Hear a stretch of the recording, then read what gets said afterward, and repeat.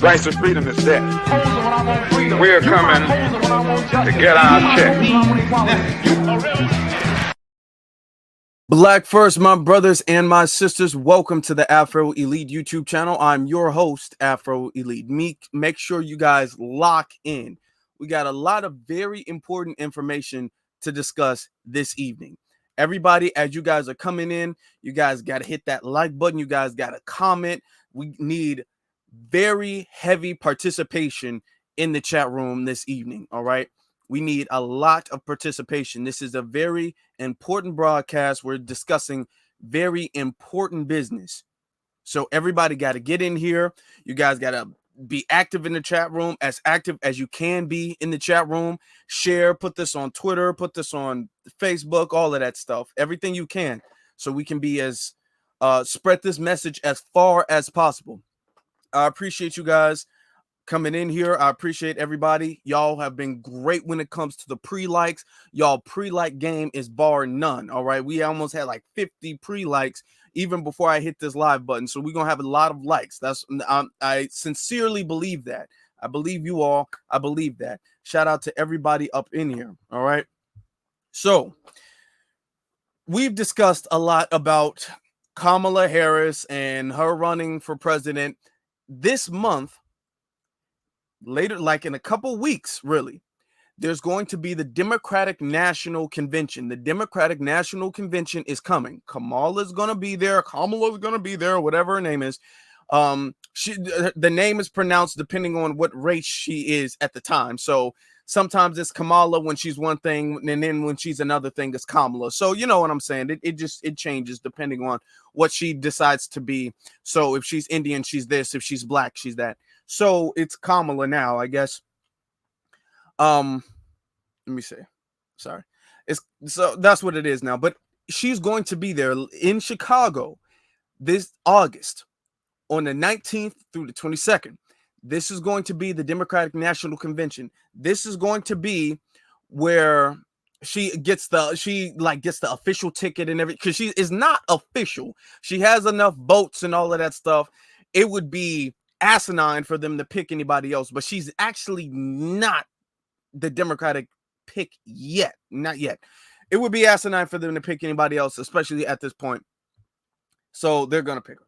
But she's going to be there. She's going to be giving her speech. She's going to be talking about why people should vote for her. She's going to be this is going to be their last big, the whole party's last big push for a bunch of support for the presidency, for the presidential election.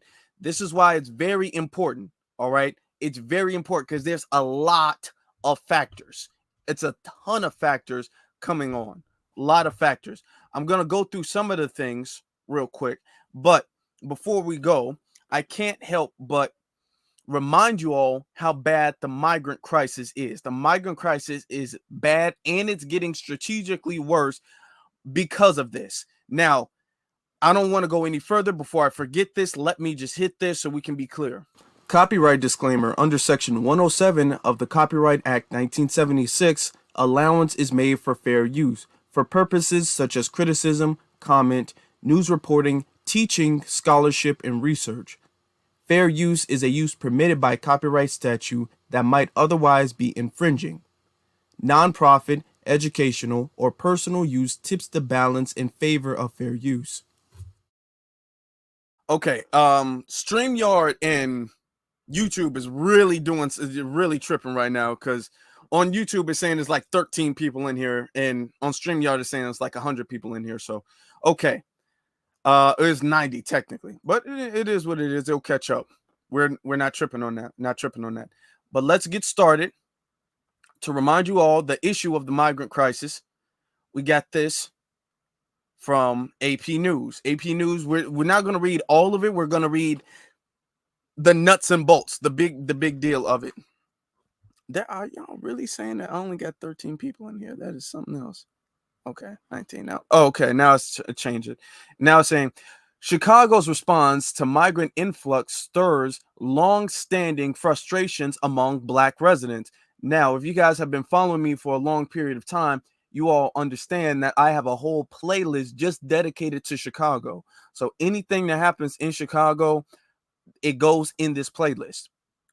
Just like this is about to go in this playlist when I'm done. So we've been discussing this. We've been breaking this down, documenting this for years now.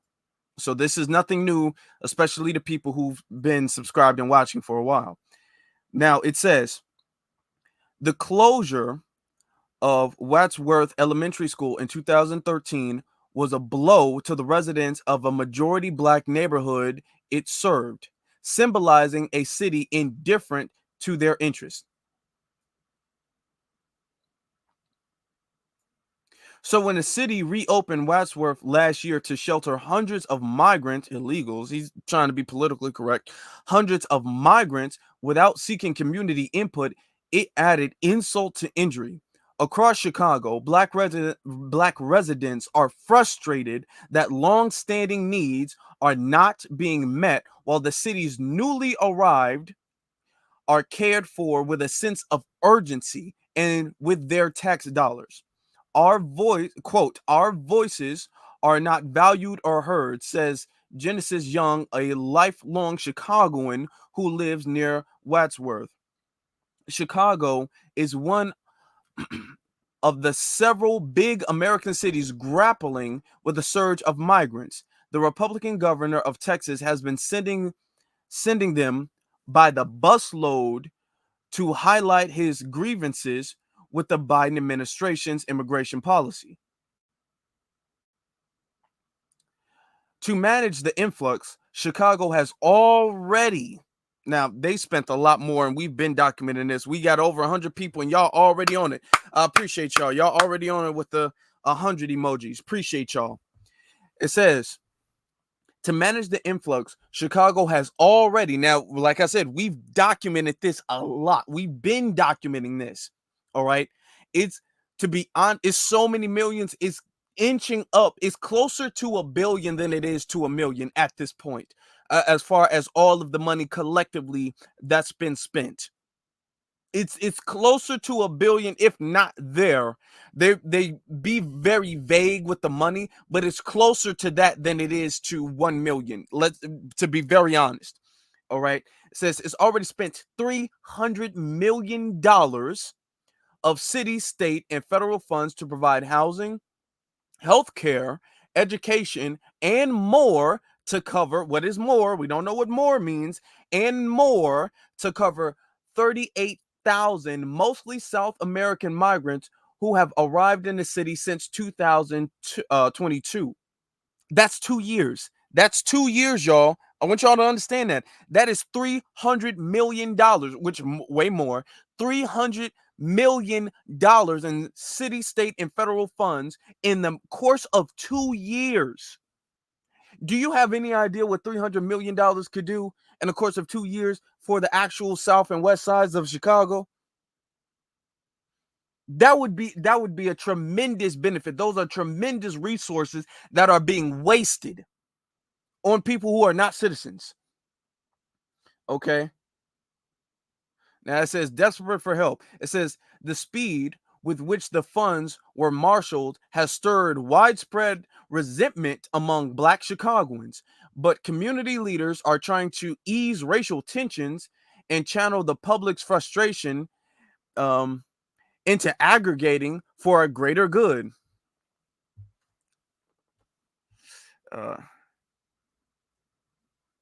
Agitating. Sorry, I said the wrong thing. I was looking at the chat room. Okay. We're going to read a little bit more into this because we got a lot to cover. I see your super chat. Thank you so very much. Now, Queen Now, thank you so much. Or a super sticker. Shout out to Queen Now. I'm going to acknowledge you in just a second. Let me just finish this real quick or get more into this. Come on. It says, the outcry over migrants in Chicago and other large Democratic-led cities, the other city besides Chicago that's super impact with migrants to this degree is New York. Then you do have a lot in Denver, Colorado, but it's really, to be honest, it's really based off the information that we have so far, is really New York being the number 1 spot, Chicago being the number 2 spot, and then kind of Denver being like the number 3 spot. But is real the main two is definitely New York and Chicago. So that's when they say other large Democratic-led cities. That's talking about New York and Denver, and they're really talking about New York. It says it's having wider implications in an election year. The Biden administration is now advocating a more restrictive approach to immigration in its negotiations with Republicans in Congress.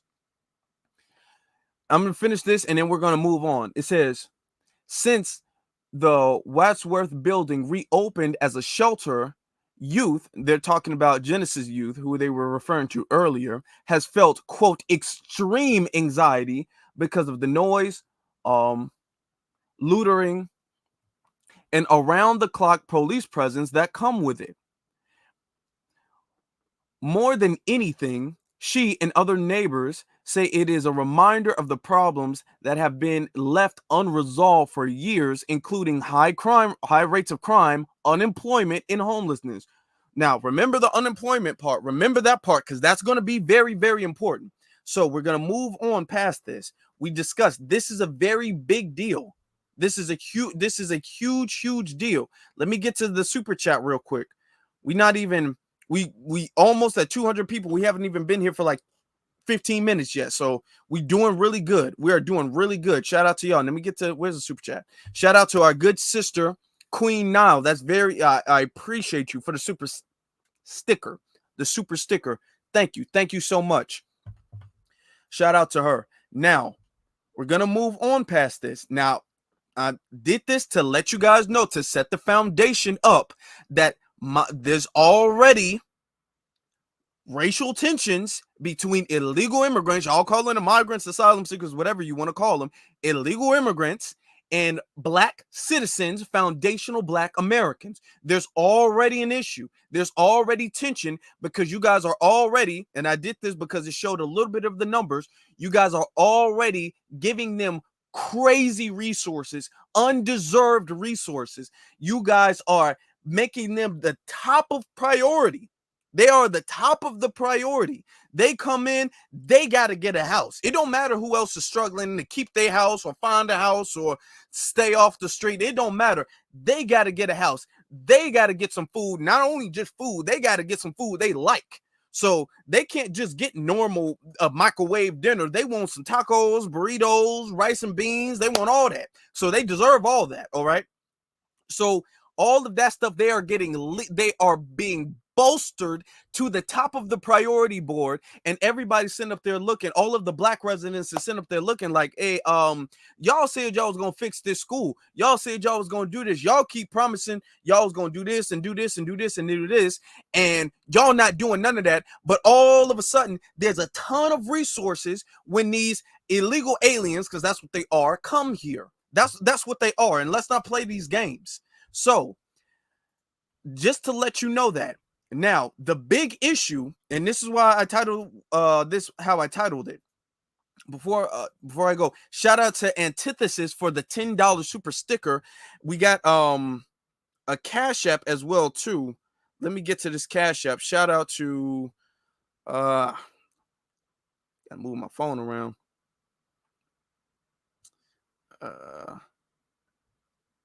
Shout out. Are you gonna have a call? I'm saying. Gonna have a call. Do y'all want to call?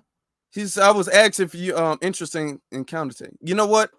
Do y'all want to call in? If you guys want to call in later on, because I haven't set it up, but if you guys do want to call in later on when I'm done, y'all put the phone emoji in the chat room. I just want to see, because somebody sent the Cash App request and call in. Shout out to Devonte. Shout out to him. If y'all want to call in, y'all put the, because I don't mind at all. Y'all put the thing in, and then when I'm done, we can have the call-ins. Shout out to him. Shout out to another super stat from Walter Wilborn. Shout out to Walter Wilborn for the super stat. Chat. All right. So let's continue. Before I lose where I was going. So over here, right? This is why I'm saying this is a very, very big deal. It's a huge deal. Look at this. Now, this was like a couple weeks ago, just about a couple weeks ago. So it's saying Chicago bracing for Texas to bus 25,000 migrants, illegals, to the city ahead of the Democratic National Convention. So everybody in Chicago and everybody even close to Chicago, if you're anywhere around Chicago, this is very big news. This is huge news. This is very important that we are all very aware of this. This is why you guys definitely got to hit that like button. You definitely got to share. You definitely got to let people know this, okay? Now, and then it says under the header, Texas has already sent more than 100 million migrants to liberal cities. Well, they're saying liberal cities, so they're spreading across. New York has a couple million maybe at this point.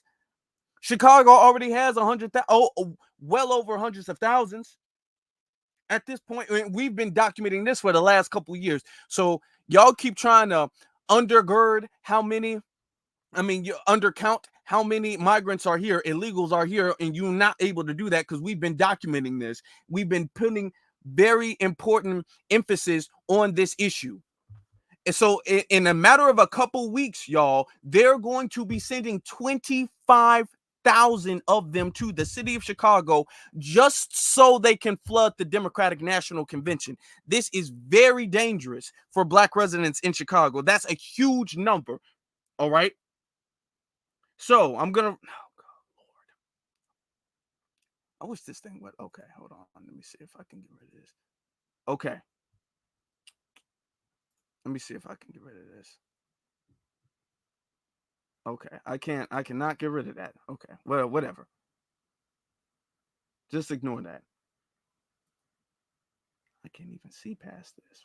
What is this? Okay. This was. Oh, I cannot see past this. Okay. I'm gonna do what I can, y'all.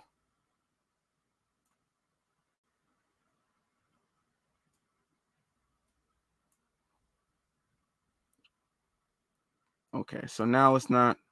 Oh Lord, come on now.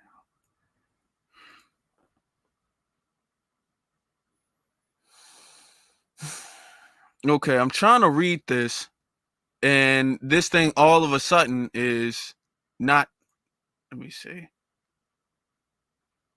If I could just. I'm just gonna have to do it like this. I'm just gonna have to do it like this. And then I'm gonna make that bigger like that. Yeah, I found a way. I'm Afro Elite. I found a way.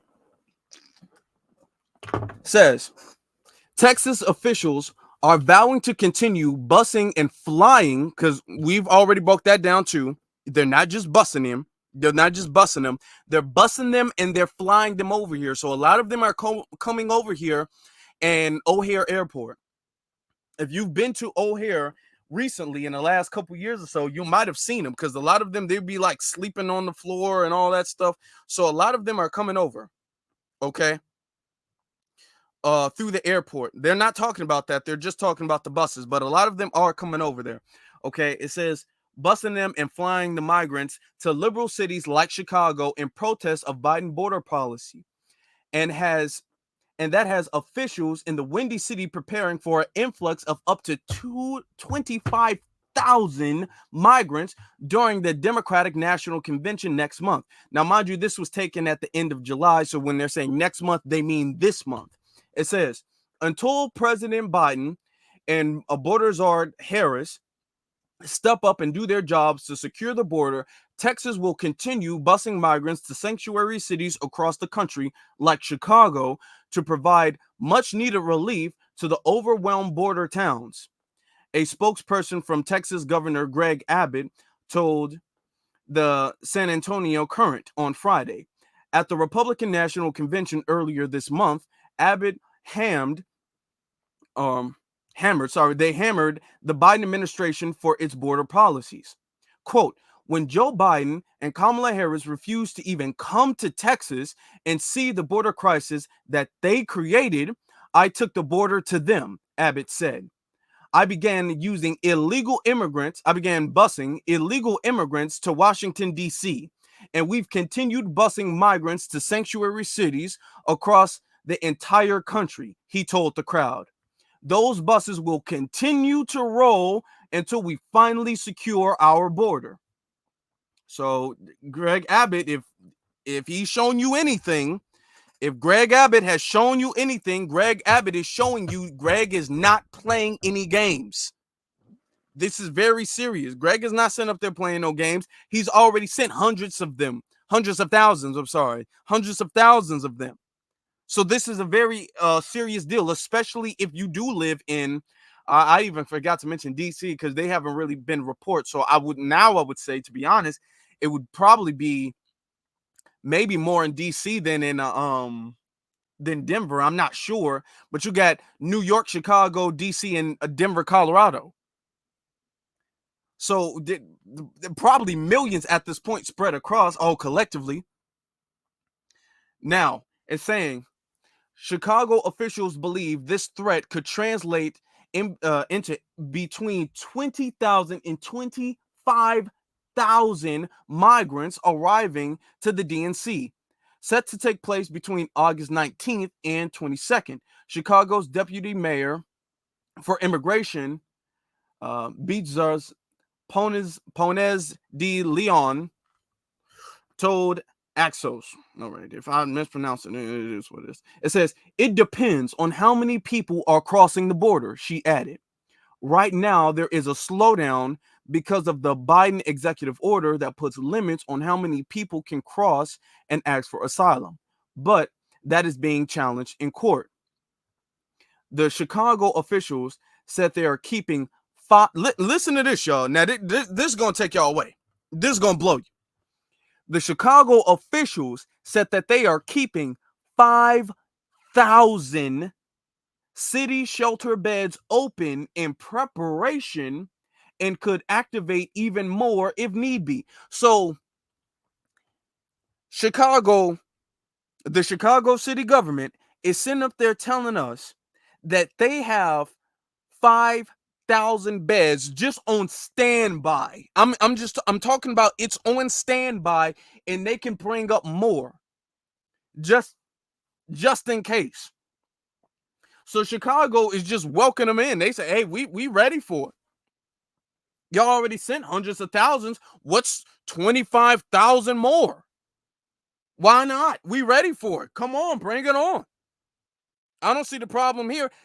Now, you think that there was no homeless person in Chicago. You think that there's nobody struggling to pay their bills. You think that there was nobody struggling to pay their rent. You think that there was nobody struggling to buy food the way Chicago city government is sitting up there putting this big-ass priority on illegal aliens. That's what you think by this. But that's not the case, and it hasn't been the case for decades. Chicago is literally gentrifying its actual black citizen residents while they are allowing unvetted illegals to come over here and get priority. That's what they're doing. Continuing, it says the Chicago officials set their I already read that part. It says at the end of 2023, the city was taking in about 2,000 migrants a week at a cost of about $1.5 million a day. $1.5 million every single day. While they're sitting up here telling us that America can't pay reparations, while they're sitting up here telling us when we are demanding our we're the only ones who have a right to reparations. While we're demanding reparations, they're telling us how America can't afford it. They're telling us how it would just destroy the economy, and the economy would never be able to recover from reparations, and that would just be a waste of money. And there's no way we can even get that much money. They're giving millions of dollars every single day. There are thousands, multiple, two is multiple, thousands of people coming a week. Every week at the end of 2020, come on. And we over halfway through 2024, and then there's going to be a big surge now. That is insane. This is insane. Now, a lot of people, let me get back. Shout out to the Cash App. Let me see. Yeah, I'm gonna open up the phone lines. Oh, my brother Corey sent the Cash App earlier this morning. I didn't even see it. Shout out to 7 for the Cash App. I appreciate you. My sister Simone, shout out to you. Now, let's get off this for a second. That is incredible. That is crazy. That is insane. This is why we got to be standing on business. We got to be 10 toes down. Now, we're going to be talking about what we're going to do later on, because this needs to be a call to action. It actually really does need to be a call to action to everybody in Chicago and everybody even around Chicago, that all foundational Black Americans need to be on deck on the 19th. We're going to talk about that a little bit later. Y'all stay tuned. But there's been a lot of conversation, and I already played the thing. I already played the copyright thing, so we shouldn't even have to worry about that. But remember this: inflation. As sure as you're sitting there, the fact is that his big kill on the Black people is the millions of people that he's allowed to come in through the border. They're taking Black jobs now, and it could be 18, it could be 19, and even 20 million people. They're taking Black jobs, and they're taking Hispanic jobs, and you haven't seen it yet, but you're going to see something that's going to be the worst in our history. Thank you. Okay. So after Trump said that they taking Black jobs or whatever, it was a ton of people. It was literally a ton of people. It was a flood of people sitting up there, playing these little games, acting like, what's a Black job? Because the thing is that Trump is correct. In this moment, Trump is correct. Even if he could have worded it a little bit better, the principle of what he was saying at this moment is correct. He is correct at this moment. They are coming in and they are replacing us, and we are going to get into that. Y'all stay locked in. We are going to provide you the receipts of what he is saying as being correct. What he's saying is correct. It's a whole bunch of people sitting up there acting like they didn't know what he was talking about, and what he was talking about wasn't true. They're sitting up there acting this way. Now, let me pull this up, because this comes from the Chicago Tribune, where they sitting up there acting like they don't know. Hold on. Right here.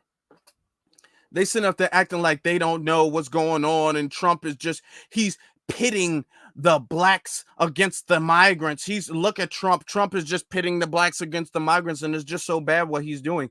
Okay. That's what they're saying, right? So, come on, get off. I do not like the Chicago Tribune with all these ads. I don't like that. It's saying, now this is going to be about the Democratic National Convention. All right. As a matter of fact, you know what? I'm going to switch up the order in which I'm going to display this. I'm going to switch it up.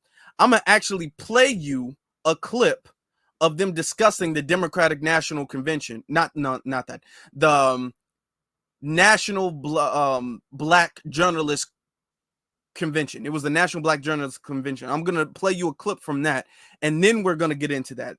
All right? That's how I'm going to do it. Look at this. The co-chair of the convention to quit, saying she was not. Donald Trump's visit here prompted the co-chair of the convention to quit, saying she was not consulted on giving Trump this kind of platform. Nevertheless, as the former president continues to court the black vote, this was a chance for him to address concerns and talk about his record. Now, just note, the co-chair of the National Black Journalist Convention, the co-chair quit because she was not informed, or she didn't approve of Donald Trump getting interviewed. She quit because she don't feel like he should have that platform. You are a journalist. You're not a lobbyist. You're supposed to be a journalist. You're supposed to have the integrity to talk to anybody of any party. You're going to quit your position because you don't want to give him a platform. Okay. So often you already know they just own some BS. They really are. But let's continue. Donald Trump taking the stage at the National Association of Black Journalists Convention, and right off the top got combative when asked by ABC's Rachel Scott about his disrespectful treatment of black female journalists and why black voters should support him. Well, first off, they said he got combative. They initiated being combative, if we're going to be honest. They came in very hostile. The very first question was incredibly hostile.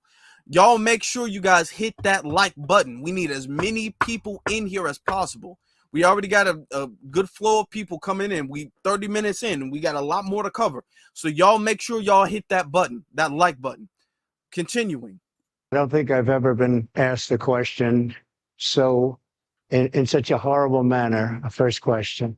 One of the top questions many journalists had on their minds centered around the controversial comments Trump made about undocumented immigrants taking what he called black jobs.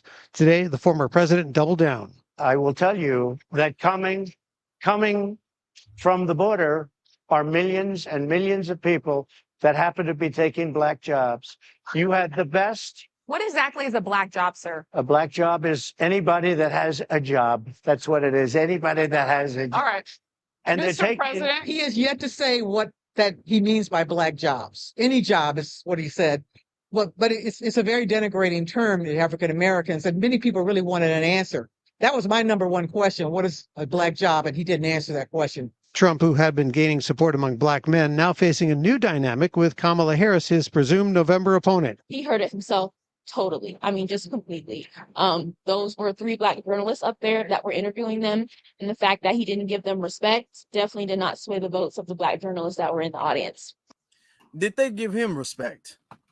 And I'm not a Donald Trump supporter. I'm not a Donald Trump fan. But you send up there, if they get hostile and then he responds back, he claps back at them. And then they talk, oh, he didn't give them respect. Oh, my God. No. They was disrespectful. They was out of pocket.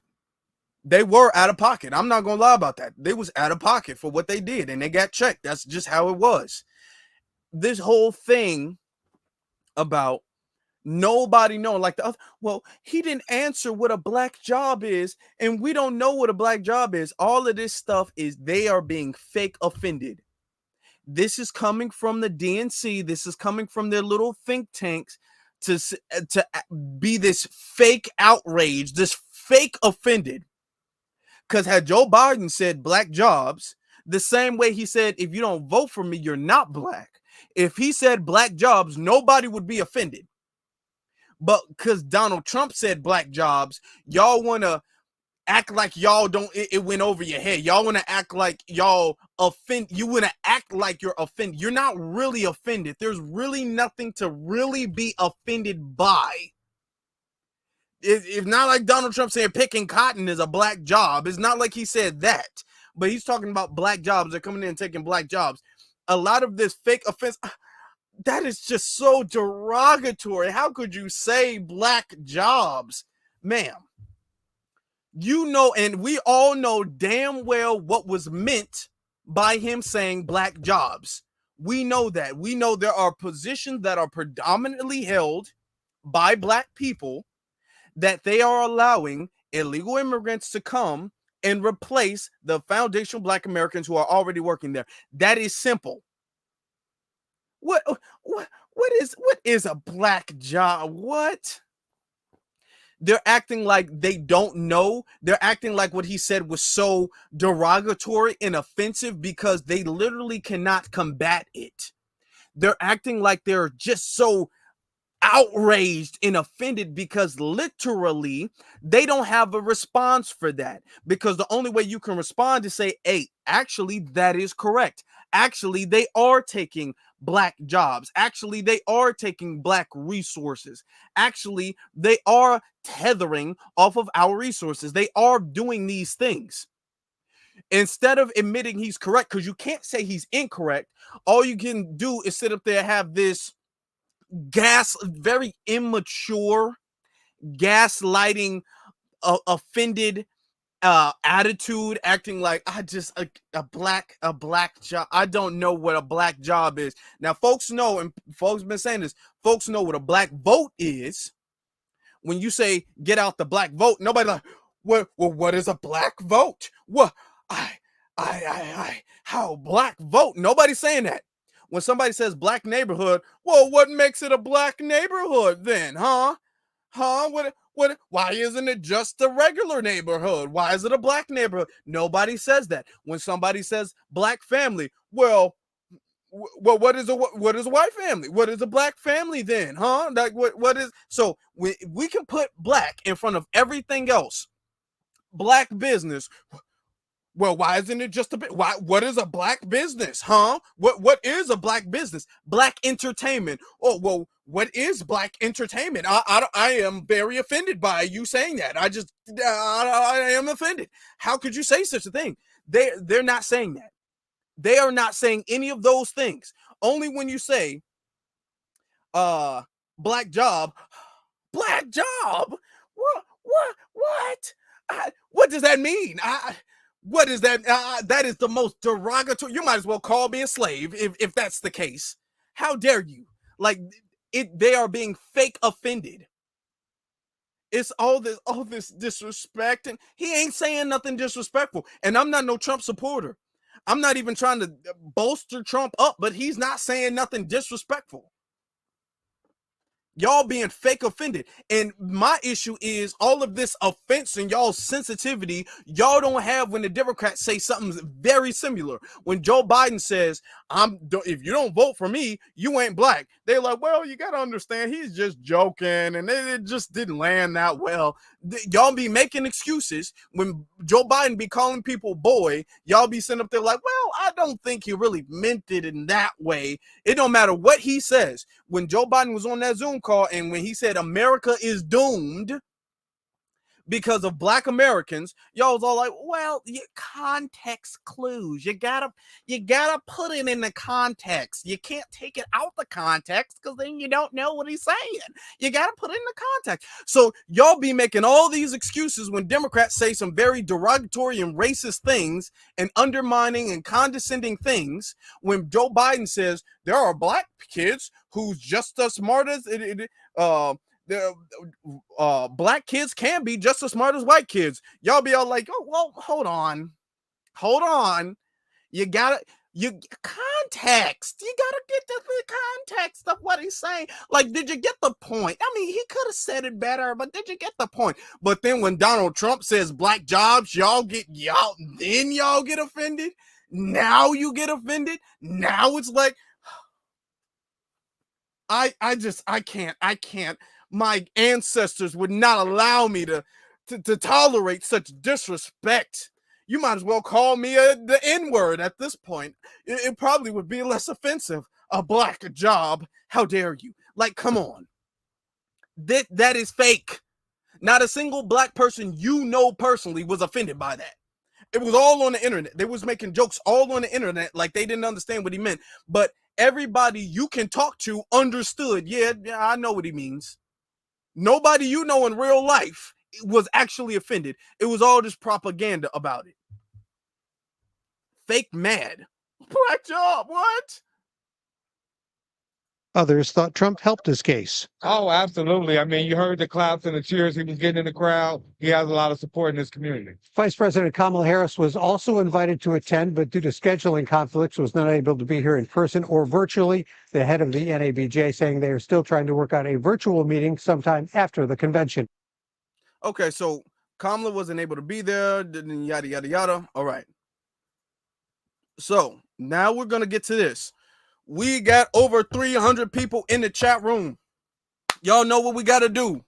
Y'all know what we got to do. So as y'all handling y'all business, I'm going to handle my business. It says, during Donald Trump's Wednesday visit to Chicago, the former Republican president was asked why he came, which was very unprofessional and disrespectful. You don't invite people to anywhere, and then when they get there, try to sit up there and put them on blast, try to embarrass them, which is what the journalist did. She made it seem like Donald Trump just knocked on the door unannounced. Well, why did you come here? Why did you come? Because I was invited, ma'am.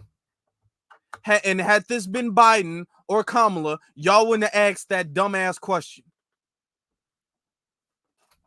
It says, quote, "My message is to stop people from invading our country that are taking, frankly, a lot of problems with it,"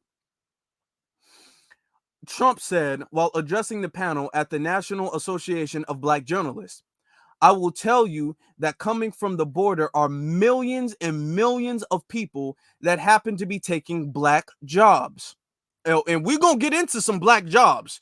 If y'all think that Donald Trump was incorrect, y'all stay tuned because we're going to get right into what he's talking about as far as some black jobs.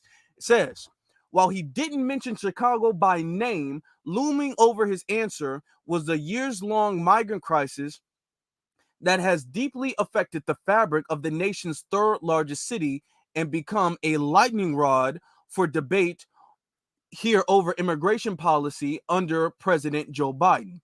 This part of the recent tactic of the GOP has essentially directed at black voters in an attempt to lay the problem at the feet of Democrats. An attempt to lay the problem at the feet of Democrats. Whose problem is it? Who caused the problem? Y'all sitting up there making it seem like the Democrats ain't open the borders. Yo, who caused the problem? They're trying to lay the problem at the feet of the people who caused the problem. Can you believe it? Yes, yeah, we can actually. It says, Trump also leaned into the narrative of racial tension when questioning Vice President Kamala Harris' identity as a biracial woman, generating his biggest controversy of the evening.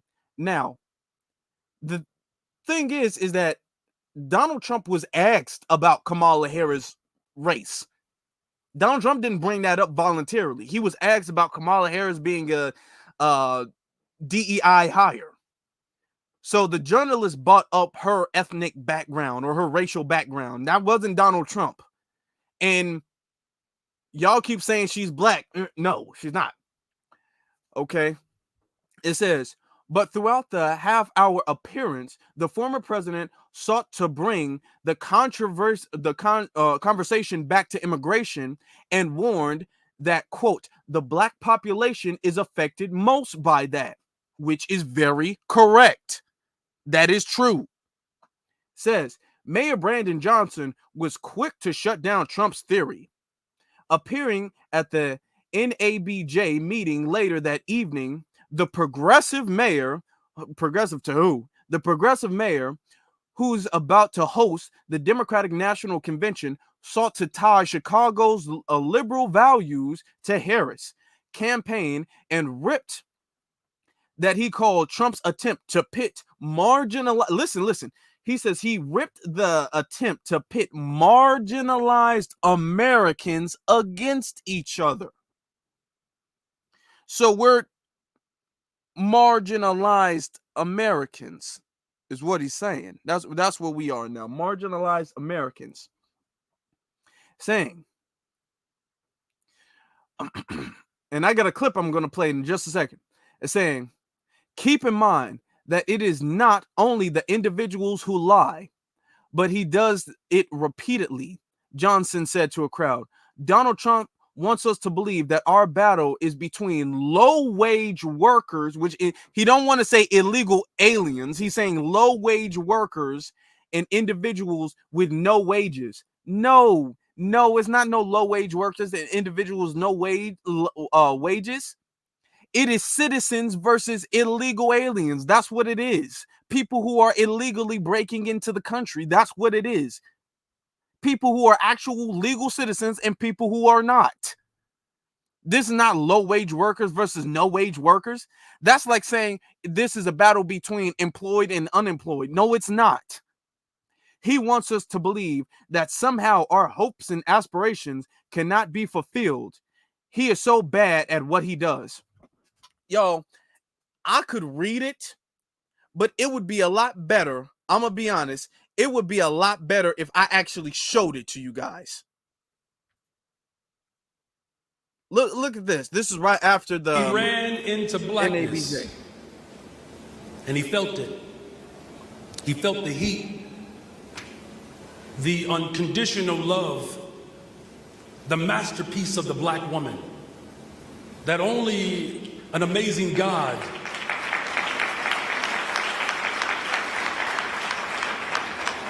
can take an Indian and a Jamaican and create somebody in his image. What? What? Did y'all hear what he said? He said only an amazing God can take an Indian and Jamaican and create somebody in his image. This man, dude, if this ain't bootlicking, I don't know. This man is literally saying that, like, is he referring to Kamala Harris as like Jesus? Or is he referring to Kamala Harris as like an angel? She's at best a mixed woman. And making it seem like Kamala is some miracle. Hold on, I gotta take that back. Hold on. That only an amazing God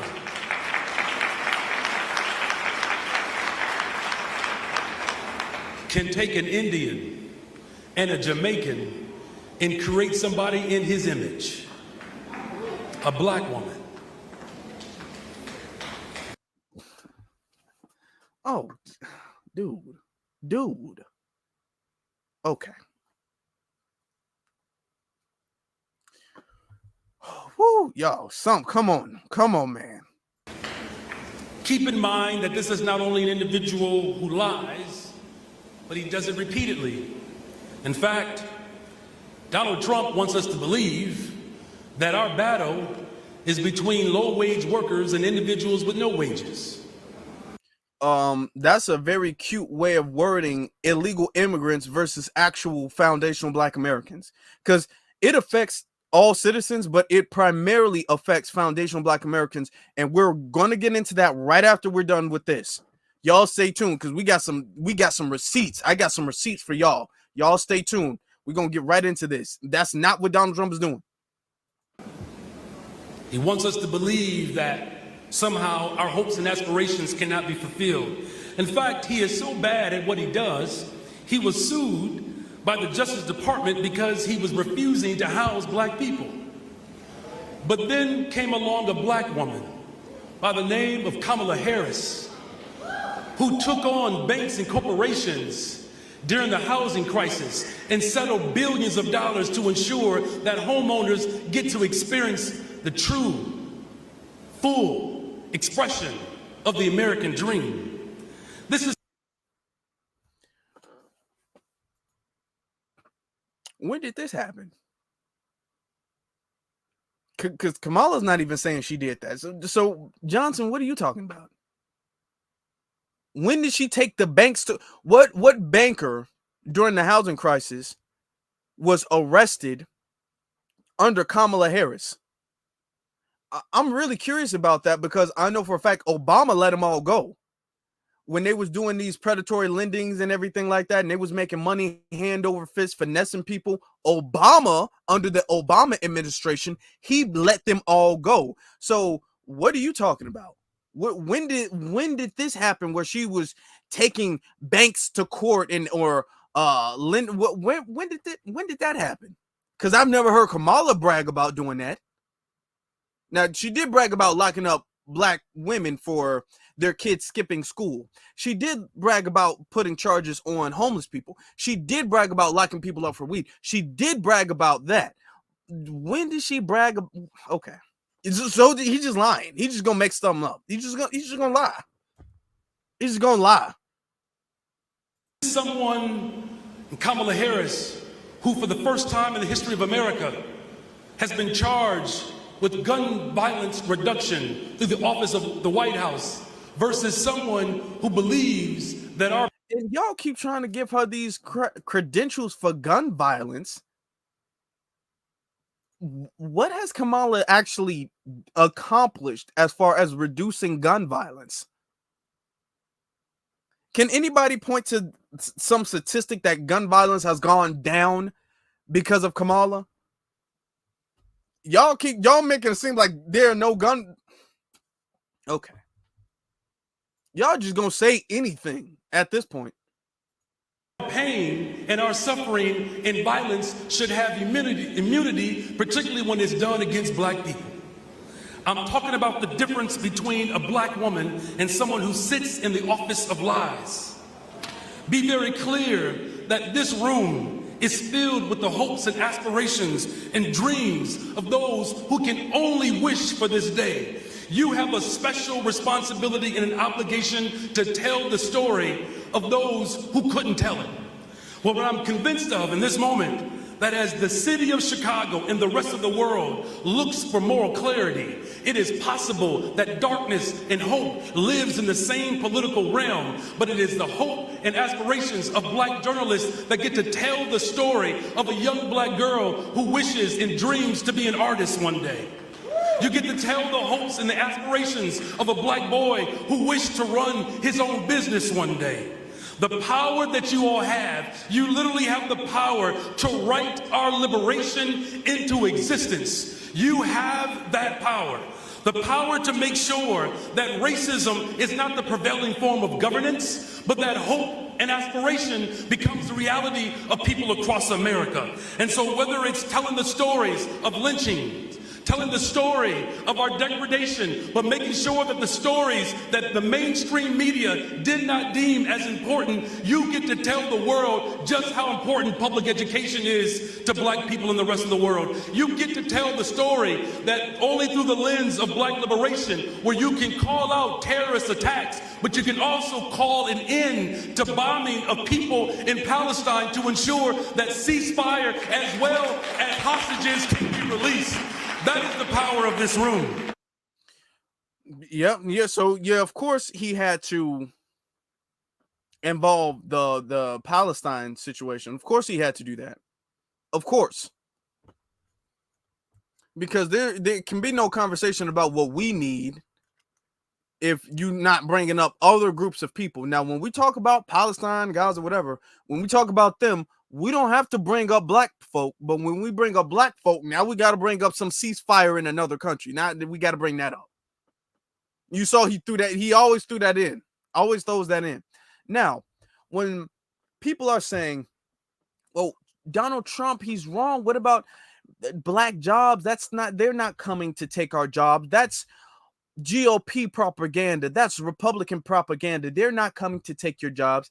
They tell us these things. They tell us, well, the migrants are only coming because they just want a livable wage in their home countries is just so downtrodden and just so bad and unlivable and unfixable. So us as good American citizens, we all have to take we all have to help each other out.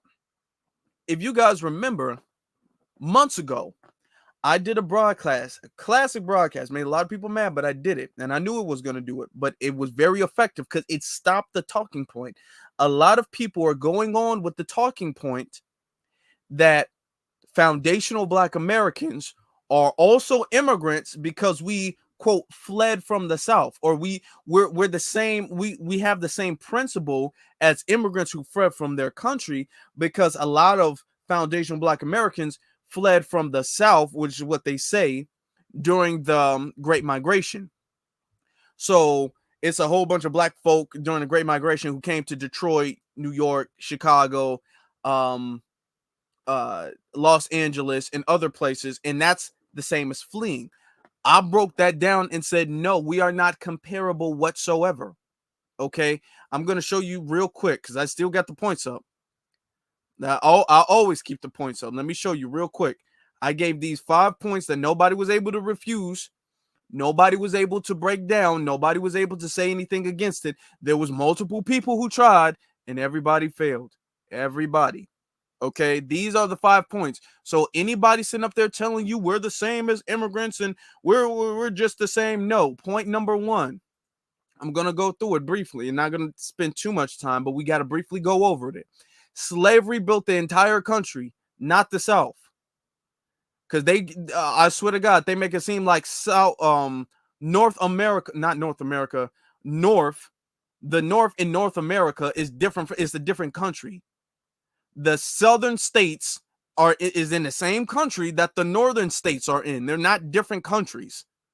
Okay, the Great Migration was under the U.S. government. The government did not change. There was not a different government in Chicago, in New York, in Denver, in Detroit, in Los Angeles than there was in Louisiana, than it was in Texas, than it was in Mississippi, than it was in Arkansas, than it was in North Carolina or South Carolina. Point number 3, the purpose was economic opportunities, not to escape racism. If you guys know about the Red Summer, most of what the Red Summer happened was in the state of Illinois. So foundational Black Americans were very aware of all of the racism that was going on in the state of Illinois. Illinois had some of the most notorious sundown towns. Really, the northern states had more sundown towns than the southern states. Collect a lot. At least the ones that are accounted for. Number 4, the Great Migration was beneficial to the country. We fled, but they needed a lot of the Black people during that time. And I did a whole broadcast. If you guys haven't seen that, it's must needed, very educational, very educational. It was beneficial to the whole country. America needed people to work those factory jobs in the North. All right. This was during a lot of the World War I, World War II times, and they needed that. It was very important. Number 5, there was no aid given in the Great Migration. It was not. Foundational Black Americans didn't come to New York, didn't come to Chicago, didn't come to Detroit and get checks and free rent and free food coming straight off the bus. That is not what happened at all. There was no aid given at all whatsoever. Nothing free was given to us whatsoever. So this is the main thing. They try to bring this argument up that we're the same. We're all the same people. And no, we're not. We are not all the same people whatsoever. That is very incorrect. They try to say they're working jobs that we just refuse to work, and these jobs have to be worked, but we refuse to work it. As foundational Black Americans, we just refuse to work it. So somebody needs to work it, so they have to work it. They say they're not replacing us. They're just adding on to the labor shortage, because there's this huge labor. Anytime there's a wave of immigration, there's always this huge labor shortage that America needs to fill. Now, it's odd because you have companies that pay the very minimum amount that they can get away with to their employees and making billions of dollars, and they're talking about a labor shortage when they have a lot of positions that are still open. A lot of people who are still unemployed in America, citizens who are still unemployed in America, and they're talking about we need illegals for a labor shortage. So when we talk about Black jobs, y'all check this out.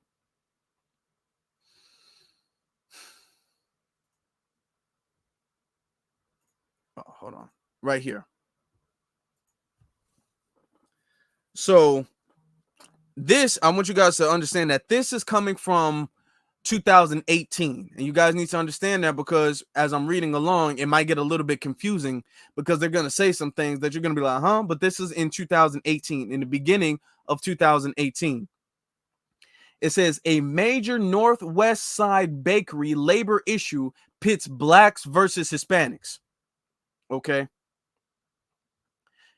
That this, I swear to God, after this, y'all gonna have crazy receipts. Anybody tries to tell you we don't know what a black job is, or they're not coming to take black jobs, y'all show them this. I'm talking about we bought y'all receipts. Listen, it says a major bakery on the Northwest Side, once known for making Little Debbie snack cakes, was sold earlier this month after an immigration audit cost the company about a third of its workers, about 800 y'all, employees of the main Cloverfield bakery on the Northwest Side, and the company's bakery in Cicero and Roosevelt lost their jobs when the audit found many were hired on after presenting fake or stolen IDs. Fake or stolen IDs. Okay, these are people who are not eligible to work. Now, we're going to get into how this was able to happen, because this a lot of information that you guys really need to be aware of. Okay. It says the owner of Little Debbie walked away, saying its orders no longer were getting filled on time by Cloverfield, and the revenues fell for the bakery's corporate owner, the Swiss food conglomerate Azret. Finally, Azret had sold enough, had enough, and sold their bakeries, Hostess brand, and it's buying Cloverfield's Chicago bakery from Azret. It says, if it's pronounced differently, it doesn't matter. It says, some might see what happened at Cloverfield as a sign of things to come under the Trump administration. Mind you, this article was published in 2018. It says, with fears of corporate America and among immigrants of increased government crackdowns. Hey, shout out to the increased government crackdowns.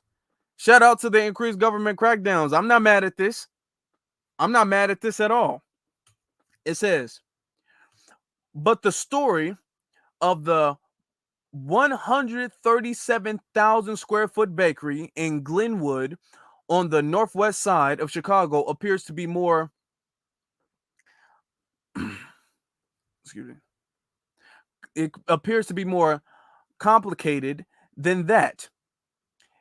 It perceives that Trump administration and involves tensions of African Americans and Hispanic workers, according to current and former employees, a former company consultant, and a worker advocate group.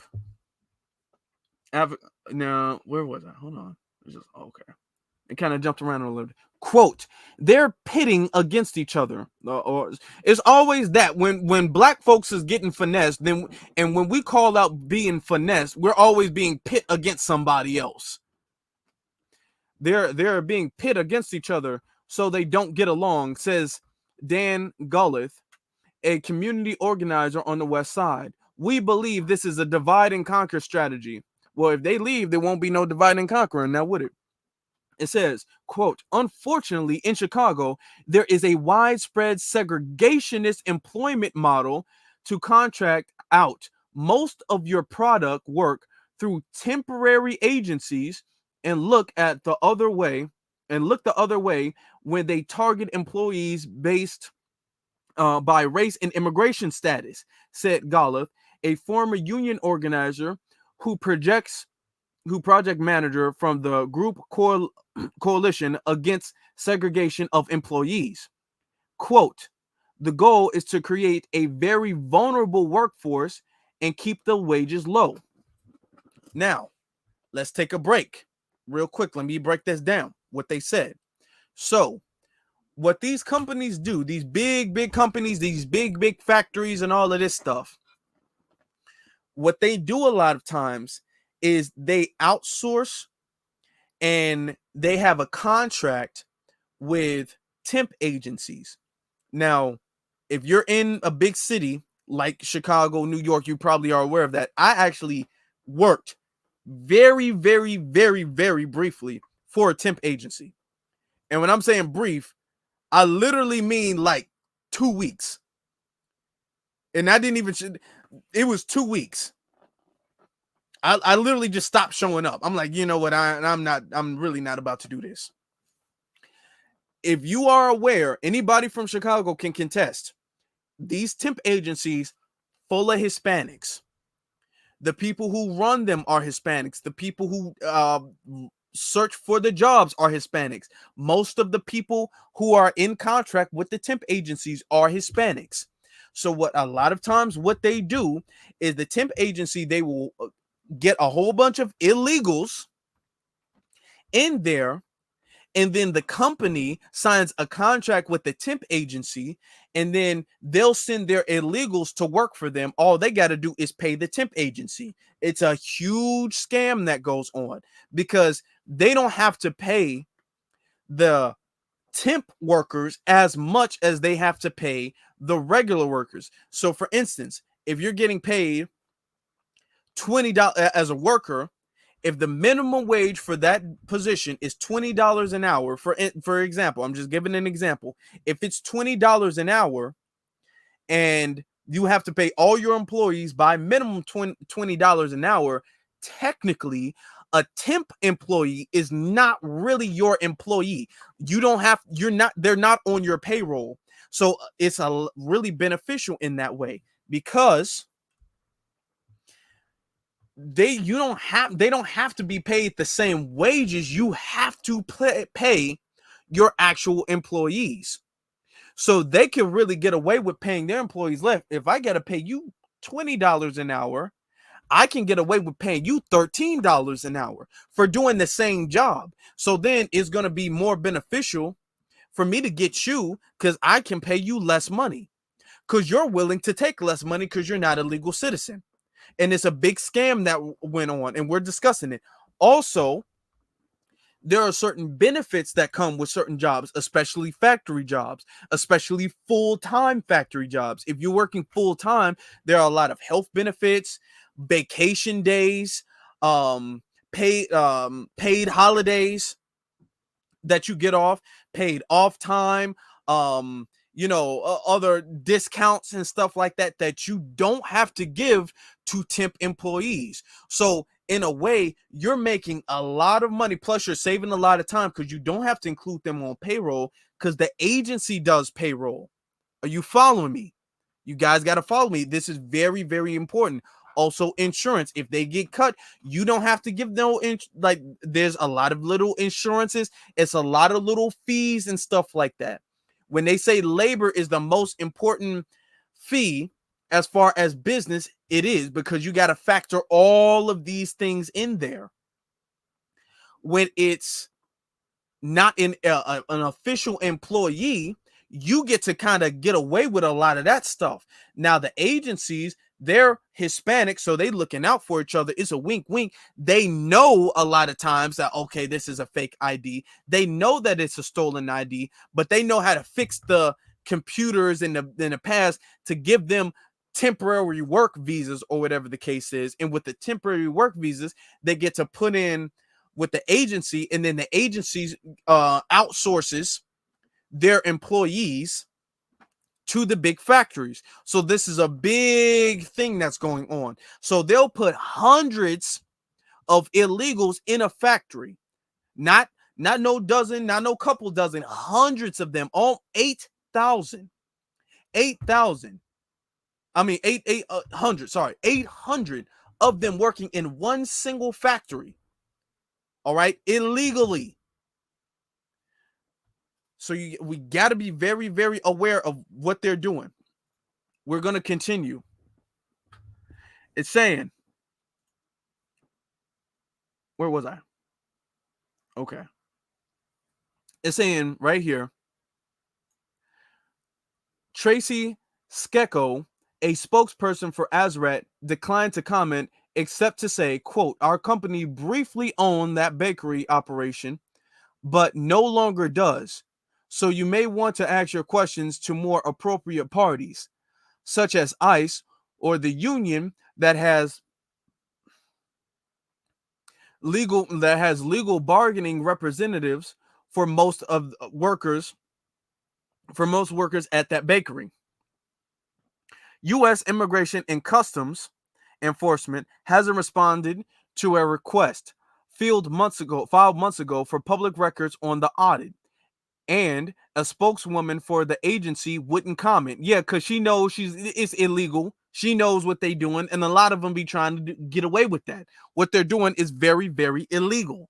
It says, nor would representatives of the temporary employment companies that provide workers to Cloverfield. So since they got caught, ain't none of them trying to say anything, because they all was in on it. They were all in on it. They all knew what it was. Everybody did. And now that they got caught, now everybody's declining for comment. Now nobody knows who did it. Well, we only had it briefly, so it wasn't ours. I mean, you can ask somebody else. Everybody knew what was going on, which is why nobody wants to say anything. Everybody pleading the fifth. Now it says the hostess spokeswoman did not respond to a request for comment. No surprise there. It says, Azret bought Cloverfield in 2014. At the time, according to bakery employees and company organizers, most of the employees were native to Mexico. Most who'd been hired through the labor market, a temporary employment agency. We just broke that down. But many of those workers weren't. What just happened? Oh, okay. But many of those workers weren't temporary in the dictionary sense of the word. They were so-called permatemps. That's y'all follow me. Follow me. It says temp workers who actually were permanently employed at Cloverfield. Most had been there for years at least, and some for decades. Some for decades. So listen, let me break this down again. Have you guys worked? You guys know about like seasonal jobs? For instance, a lot of retail places and a lot of factories, they'll have seasonal jobs where they temporarily hire people, letting them know it's temporary because in a season they get a lot of business. The business spikes up during a certain season.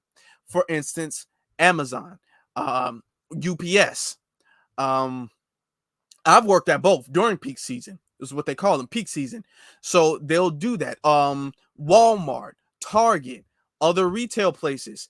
You'll do like costume stuff, during like the Halloween times and stuff like that. Even Six Flags during like the Six Flags season. These are temporary. They're not like permanent there. They're temporary a lot of times. So what they'll do is they'll say, okay, well, for the next 3 months, we're going to need a lot more employees because we have a lot more work. After the 3 months are gone, we can see if there are some employees from the temporary ones that we want to keep, but then some we're going to let go, because they were not permanently employed. But what they do is these people are working under temp because they can't legally be hired by the actual company. They're using temp agencies so they can work for the company because they legally can't work there, but they're not temp. They're there permanently. They're there full-time and permanently, and they've been there for years. It's not seasonal. They've been there for years, not through a surge or an uptick in business. They've been there for years as permanent employees, even for decades. All right. So all of these companies be playing these little games and finding these little loopholes and finessing the system to have illegal labor. So why they talking about we don't know what black jobs is? y'all follow me, y'all. We got those receipts here. We got a lot of these receipts here. So it's saying in 2015, under the Obama administration, ICE inspected the documentation of labor network employees at Cloverfield. In May 2017, the Trump administration sent letters to about 800 employees saying they weren't authorized to work in the United States, records examined by the Chicago Sun-Times show. Yo, you know what? I like that. That's some good work right there. I like that. I do. Y'all, put the ICE emoji in the chat room. Please, please, and thank you.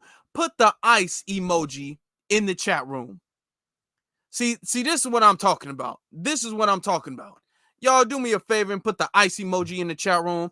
And then shout out to our good sister, Lachey. Shout out to Lachey for the Cash App. I appreciate you. Thank you so very much. Thank you so very much.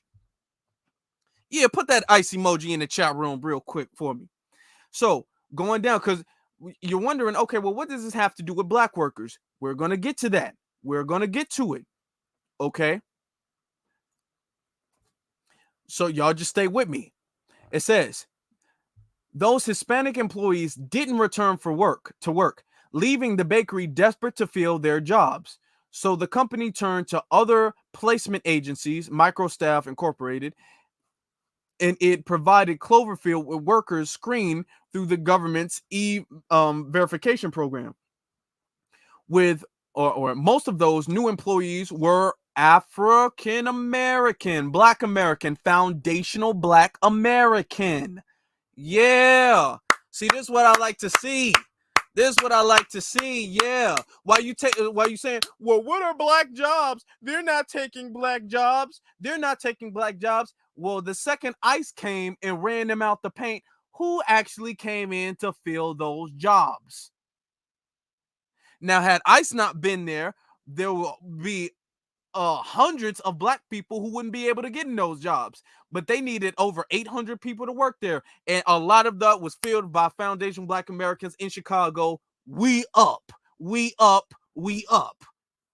It says Ed French, owner of Elgin-based MicroStaff Incorporated, says his company became the main provider of workers for the bakery, and that about 80% of them were black. That's what I'm talking about. That's what I'm talking about. 80% of them were black. According to French, workers at the bakery were paid slightly less before his company was hired 2.5 years ago, and wages with wages up by about 25 cents an hour to just above minimum wage. All right. That's what I like to see. Okay, we bringing these receipts. That's good. That's good news to me. ICE, you can keep doing that. He says anyone hired through his company is permanent to work in the country and has passed a background check and drug test. According to a former consultant to the bakery, MSI paid the black workers $14 an hour versus $10 an hour to the Mexican workers were making through labor network. You see, $14 an hour versus 10. This is what I was talking about. This is what I was talking about when I said that a lot of the times these big corporations, they'll get away with paying less money because they know they're illegal. So it's not like they can really push back like that. So for the black worker who is an actual citizen, hey, I got to pay him $14 an hour. I can't get away with paying him any less. Now, mind you, this is back in 2018. I got to pay him $14 an hour. I can't get away with that, but I can get away with actually paying you $10 an hour. So it would make me more money to hire a bunch of y'all instead of a bunch of them. That's how they're looking at it. So it's a big finesse. So it continues to say, and we don't have to, we're going to skip a little bit to the bottom because this is very long, but y'all really getting the point of it. All right. we're going to read a little bit right here.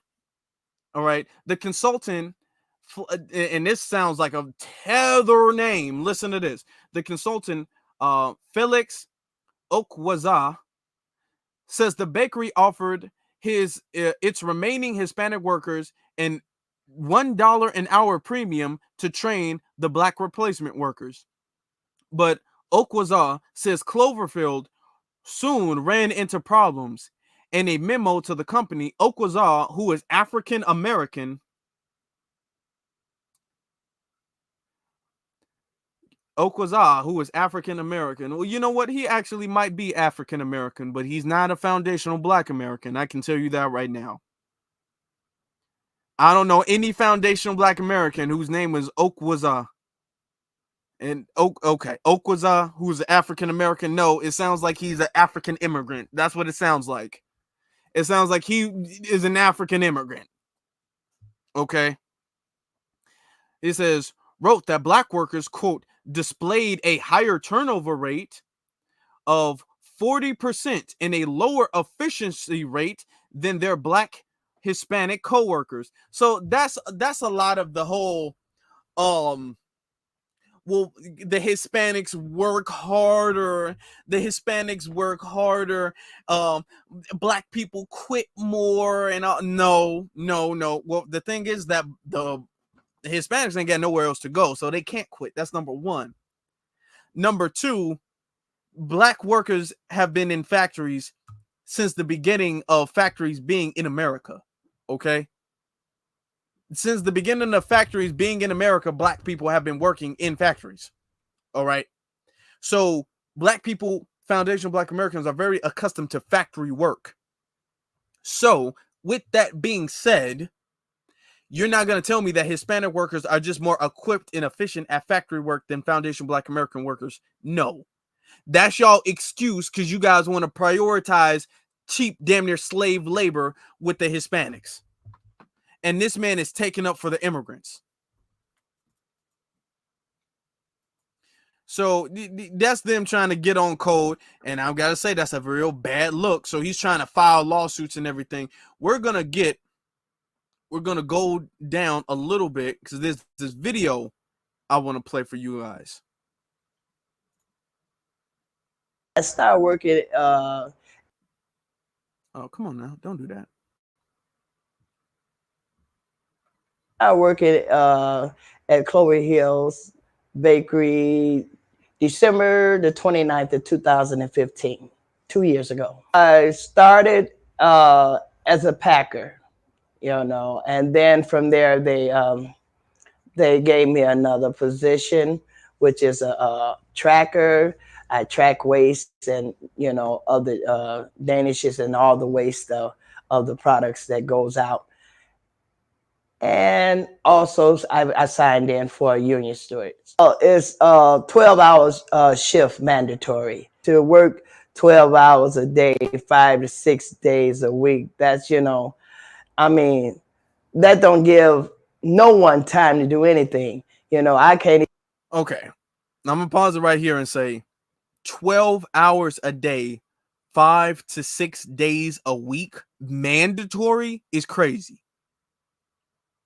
That's crazy. To make it mandatory, to make that mandatory is crazy.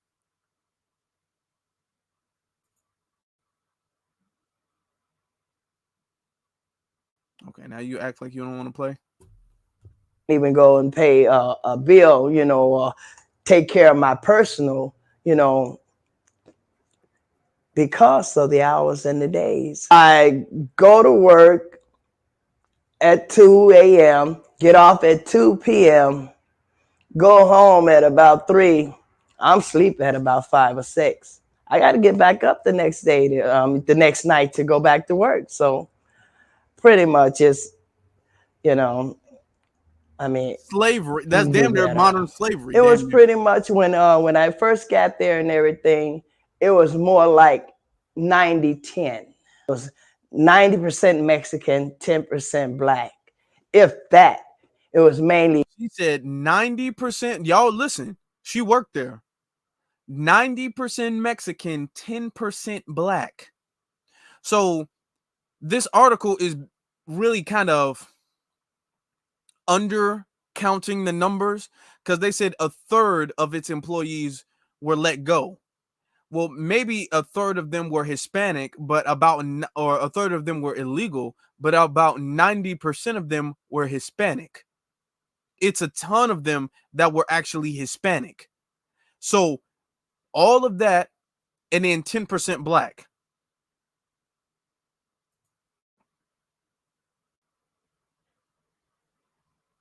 The Mexicans getting all the hours and the days, you know. Now the 90% racial workers, pretty much 90% black and 10% Mexican. A lot of them.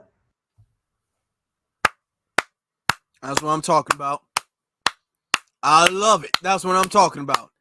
Now we flipped the script on them. Now it's 90% black and 10% them, which goes to show that almost all of them were working there illegally.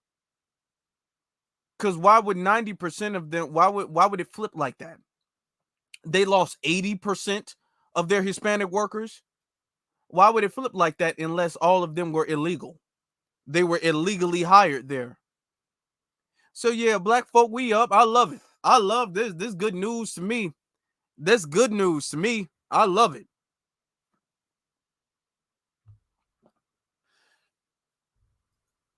Didn't speak a bit of English. And I'm trying to figure out how could you come into a place, or how could you come into, you know, the United States without being able to speak English? I mean, that,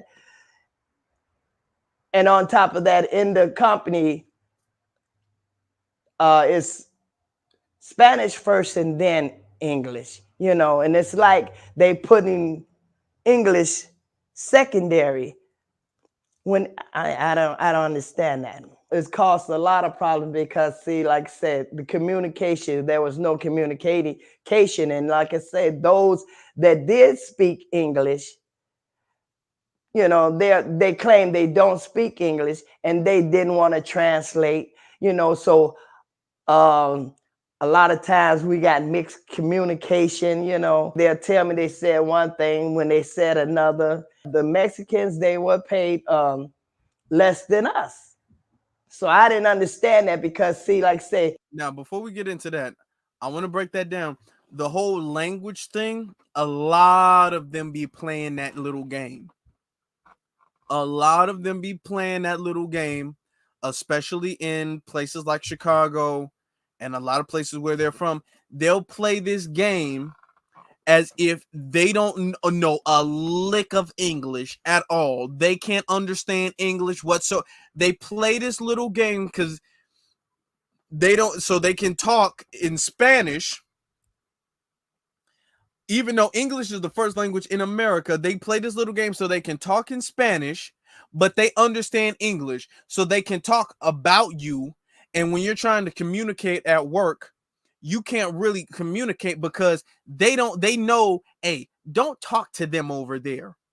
They can understand, they can translate, and they can speak to you, but it's a little code thing that they have to be all like, well, we just don't know English. They don't know English at all. You working in America, you living in America, you doing business in America, but you don't know any, they will literally make it seem like they don't know a lick of English whatsoever. Now, English is my second language. They don't know nothing. If you try to talk to them in English, they can't understand. I know speaking English. I don't know.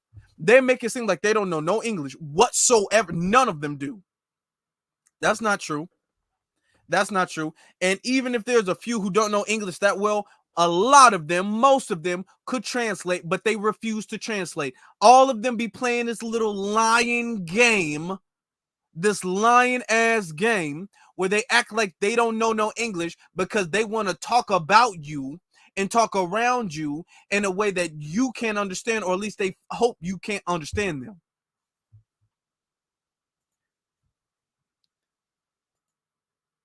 So, continuing.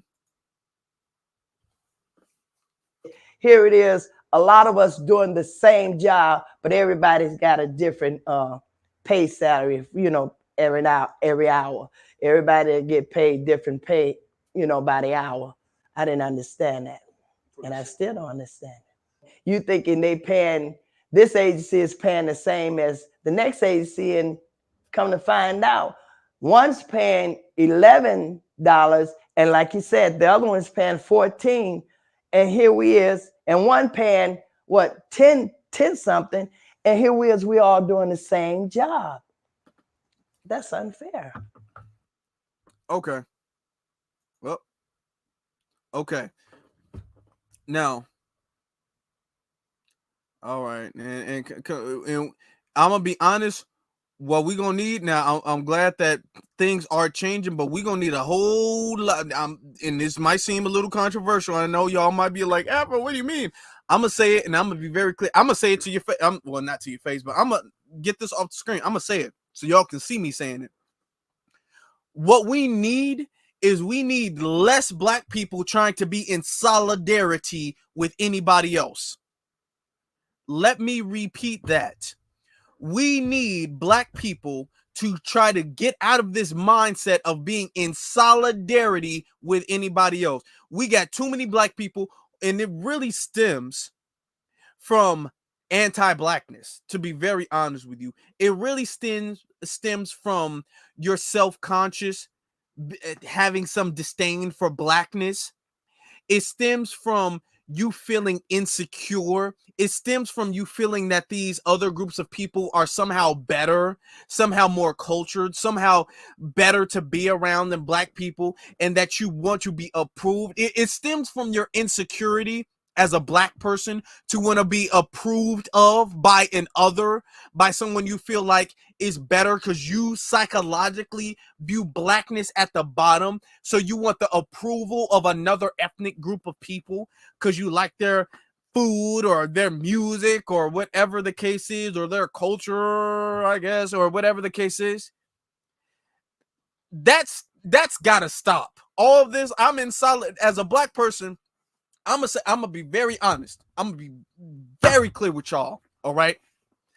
As a foundational black American, you should not be in solidarity with anybody who is not a foundational black American, or at least a black person. If you should, because there's some on code folk from the diaspora. Now we can be in solidarity with them, but as a foundational black American, all black people need to be in solidarity with black. That's it. Ain't no solidarity outside of blackness. None. That's what ain't no, we ain't in solidarity because y'all not in solidarity with us. Look at this situation. Y'all taking rightful employment away from us in this country that we built. Y'all taking employment away from us, and we talking about we in solidarity with y'all. That gotta stop. We always in solidarity with backstabbers. That has to stop. We always in solidarity with somebody who, the second we help them, they pulling the ladder up and saying, get it on your own. The second we help them, they closing the door behind and calling us lazy. That's gotta stop. All of this, we in solidarity. I'm not in solidarity with no damn body. Nobody. Black people only be in solidarity with other black people. That's it. That's all. That's it. That's all. Ain't no exceptions. Ain't no allies. Ain't no exceptions. Ain't no, well, they being hurt over there. Okay, I'm not wishing harm on them, but that is what it is. Screw all this solidarity, man. I don't even want to. That's a taboo word. It just cringe. Solidarity.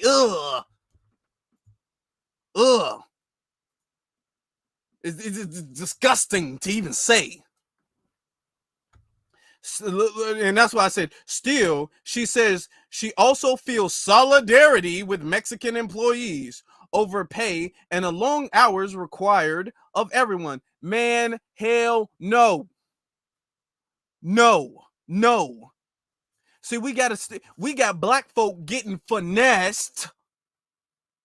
These companies are illegally hiring illegals, black folk getting finessed, and you talking about you in solidarity with people who are breaking the law.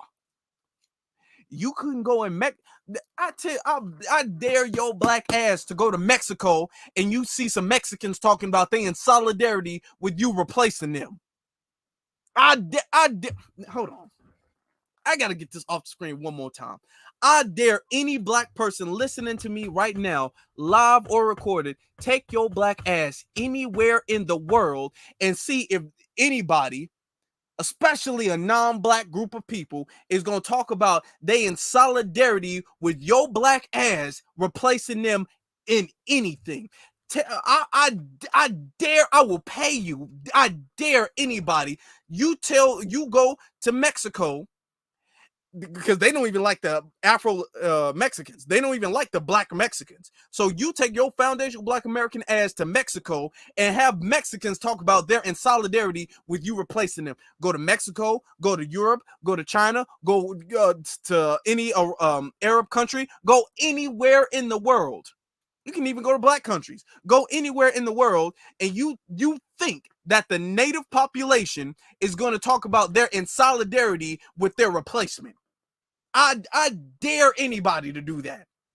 That's asinine. That would never happen. But we got people over here. I am in solidarity. Get your insecure ass off the camera. Just move. Just move, ma'am. The interview's over. Damn. This is why we got this problem now. Now, when you can't pay your bills, are you gonna be in solidarity with them then? Are they gonna help you pay your bills? They're gonna help you pay your rent? They're gonna help you pay your mortgage? They're gonna stop the gentrification? While you talking about you in solidarity, and they working hand in fist to gentrify your black ass out the city. If they had the opportunity to stab you in the back for their own benefit, they would do it. And you talk about you in some solidarity with them. Oh, Lord. So, and we already saw this point in the video. Okay. So we already saw that. So we're going to scroll down a little bit. Okay. Solidarity. Yeah. It says, a Hispanic woman who formerly worked at the bakery says the ICE audit cost her husband his job. Oh no, dun dun dun.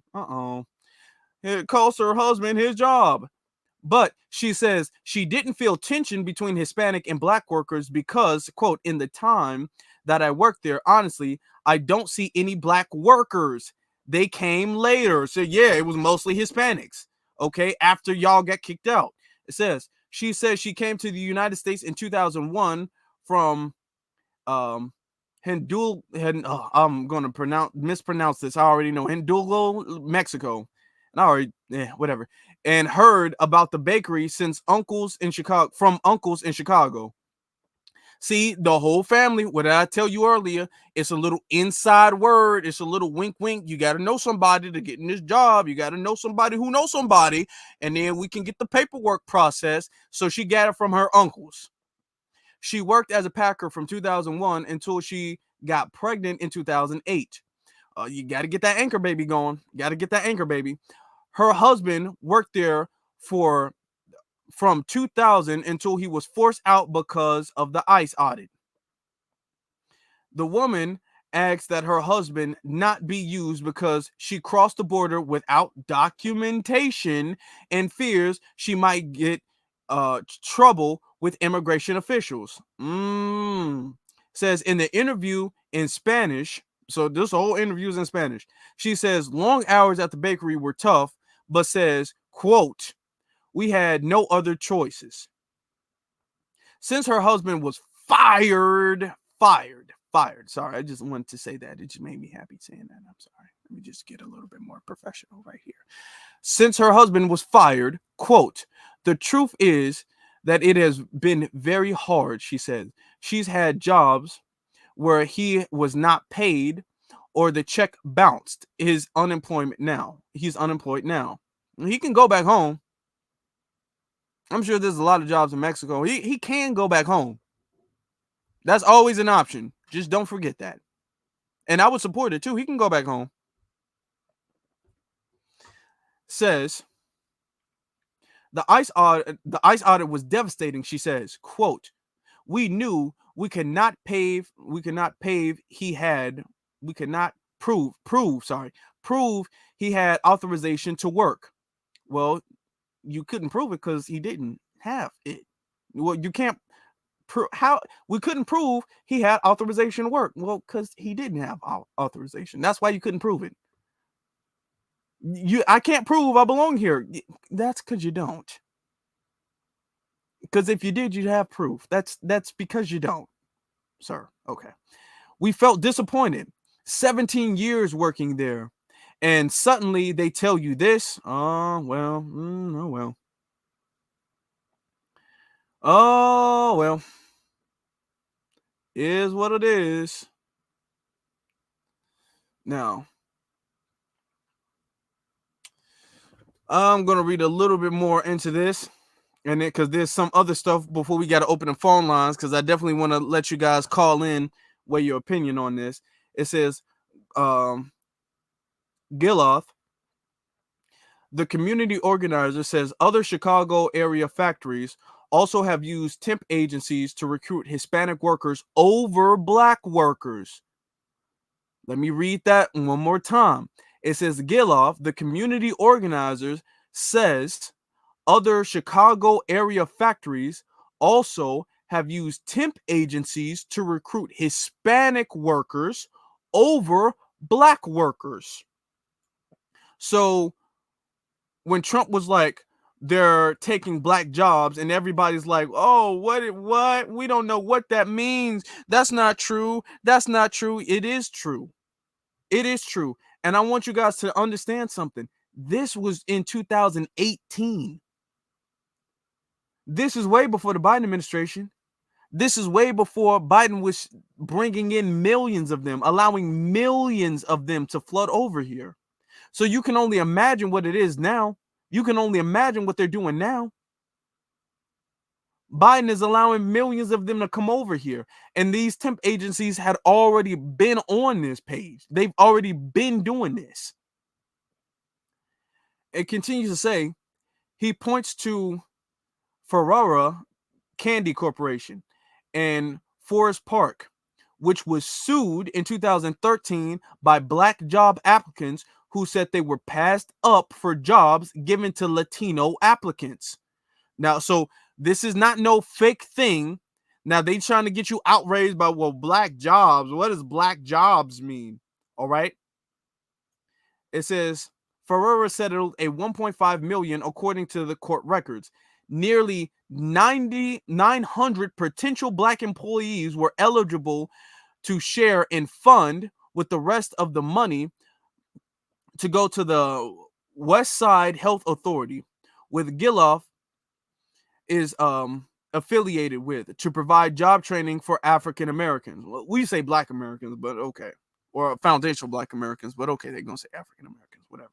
It says, quote, they are marketing aggressively to the African American community, but shutting them out of jobs. Giloff says, Ferrara Candy. We met with them and they said they would make it right. Okay, they would make this right. All right. So now this is on top of the fact that they literally rolling out the bandwagon for them. Y'all look at this. Y'all look at this. It says Pritzker signed Illinois. This is a bill he just signed. Language equality law. 24% of residents don't speak English. This was published 3 days ago. 27 or 24% don't, almost a quarter of the residents in Illinois, because they're not just saying Chicago, Illinois don't speak English. Now, look at this. With nearly 24% of Illinois residents speaking a language other than English, with Spanish being the most common, Governor J.B. Pritzker signed a new law to relegate language requirements at government agencies statewide. Oh, so they just making it easy for them. They say he's signing a new law to make it easy for them. They don't even have to learn English. Says, quote, Illinois is a diverse state made up of people with cultural and linguistic backgrounds from around the world. Hundreds of unique languages are spoken in households across the state, and those people are equally as entitled to access to public services as their English-speaking counterparts, said Pritzker. This isn't long, y'all. It says, the Language Equality and Access Act requires the governor's office of New Americas, those are illegals, Office of New Americas are illegals, to partner with the Illinois Department of Human Resources to create, implement, and oversee statewide language access plans for state agencies. So I'm talking about they making things super easy. It's like taking candy from a baby by the time they done with all of these laws that they put in place. The act requires an annual compliance report to the governor's office and the Illinois General Assembly. The state says that besides Spanish, the most spoken languages in the state are Polish, Chinese, and Tagalog. The Lord. Anyway, it says prioritizing accessibility for people who do not speak English as the first language will open new avenues of equitability opportunities for countless Illinoisans of differing backgrounds, said State Representative Trisha Ma. Okay, so look what they're doing. Just giving them stuff hand over fist. So what does this have to do with the DNC? They're already rolling out thousands of them. Thousands of them are coming. And I did all of this to break all of this down. We did it the long way. We did it the long way, but we didn't miss anything. I made sure we did not miss anything at all. We did all of this to show you guys they are coming. They have been here replacing. So all of this, they're not replacing anything. They're not harming anybody. They are taking the jobs that the Democrats do not want to admit that they're taking. They're taking that. When they come over, they're not leaving. So when 25,000 of them come over in the next couple of months, weeks, they're not intending on leaving. They're not intending on pushing them out. They're going to stay here. So look at this.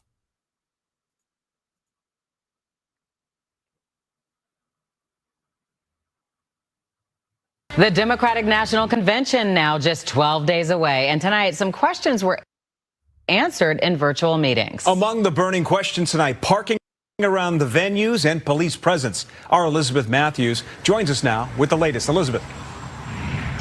Yeah, these virtual meetings, two of them held tonight, were for those that work and live around here, the United Center, and also over by the McCormick Place. And with 50,000 people coming to town for the DNC, of course, there will be extra security, protests, and road closures.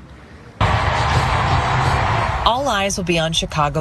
So when they say security, there's going to be a lot of protests. A lot of the protests are going to be, let's be honest, they're going to be a whole bunch of not Hispanic, Palestinian. There's going to be a lot of Palestinian protests, a ton of Palestinian protests. All right.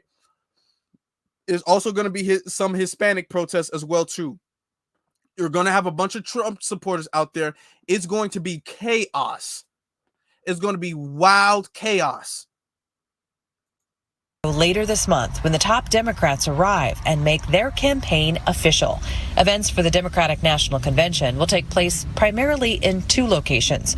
During the day at McCormick Place, which will be open to the public, and the United Center at night, which will host the primetime speeches.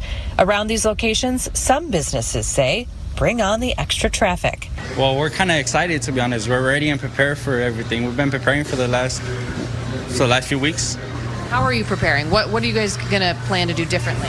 Well, we're definitely adding more seats outside. We're stocking up. Wednesday night, DNC law enforcement and city leaders answered the public's questions in virtual meetings. There were lots of questions about security around the venues. The red zones are only open to delegates and those with credentials. The yellow areas open to cyclists, pedestrians, and cars, as long as you let Secret Service search your vehicle for explosives. As for protests, there will be a free speech zone for groups to book 45-minute blocks, and there will be a heavy police presence with officers in regular uniforms. Nobody stationed outside with a any type of external or extra gear. For some that live and work around the venues, they're hoping to, well, skip the craziness. It's going to be hectic, especially in this very area right here where we're standing right now. It's going to be very hectic. So I'm hoping maybe for those few days that let us just stay home because I don't even want to deal with it. For more information about the DNC, you can get text alerts sent straight to your phone. Just text 3 letters DNC to this number. Yeah, that's enough. Y'all, listen. There's going to be, and listen to what I say, because what I say next is going to be very, very important. Chicago, this is my call to action to everybody in Chicago, everybody who's around the Chicago area. We all together, we need to show up and represent.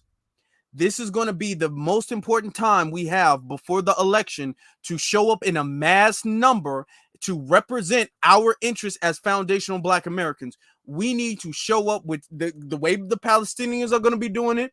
As far as Gaza, we need to show up with signs talking about reparations. That's what we need to be doing. We need to be the same way that happened earlier with Dr. King Day parade, the Dr. King Day rally. The same way we need to be showing up with signs about reparations. You need to be showing up with signs about deportation. You need to be showing up with those signs. If three things that we need to focus on, okay? We need to focus on reparations, okay? Not no damn study or commission. Reparations, deportation, all right? And an anti-Black hate crime bill. That's what we need to focus on. We need to be out there as much. Now, it's on the 19th. On the 19th, that's when it starts. That's when all of the protests and everything like that. We need to show up on the 19th. I will keep you guys informed of where we need to be at. And I'm already in works of talking to certain people to get a crowd there or whatever. We got to be there. We have to represent for our interests. If we do not, it's going to be a whole bunch of Palestinians. They're going to get the news networks. They're going to get everything. The conversation is going to be shift to the Palestinians. The conversation is going to be shift to the migrant crisis. The Palestinians is going to be shift to Trump supporters. We need to be there because we are the only people who are going to represent our interests. We are the only people who's going to stand on business for foundational Black Americans. We need to be there. We need to be there heavy. We got to be there civilly. No, don't cause any illegal activities or anything like that. We got to be there. Everybody, us as a family, us as a group, we got to be there representing. This is going to be our last chance before the election to make a strong stance. We are not going to be able to have our voice displayed in a bigger platform after this, at least this year at all. And we got other groups of people. They're already organizing. They're already ahead. We got thousands, tens of thousands, and they're saying 25, if it's not more than 25, tens of thousands of illegal aliens coming to Chicago just for this event. We have to be there. So I need everybody in Chicago, in the Chicagoland area, if you close enough to drive, okay, even if you got to drive a couple hours or so, if you close enough to drive, you got to be there. And I'm going to be providing y'all information on where to be, when to be there or whatever, the barriers, because they're going to be making sure we follow the rules, but we got to represent. You got to represent for yourself and you got to represent for your family. We got to be there. Now, that is going to be a very big thing that I'm going to be focusing on in the next couple weeks or so. I'm already in the works. Just had some calls and stuff like that earlier today, but I'm already in the works of that. But I made sure that I got some stuff set up, some stepping stones set up before I bought it to you all. So everybody in Chicago, how many people in Chicago do we have in the chat room right now? If you're in Chicago, put the thumbs up emoji if you're in Chicago or close to Chicago. And I just want to know, because I know a couple of them. I know Hurricane, I know him.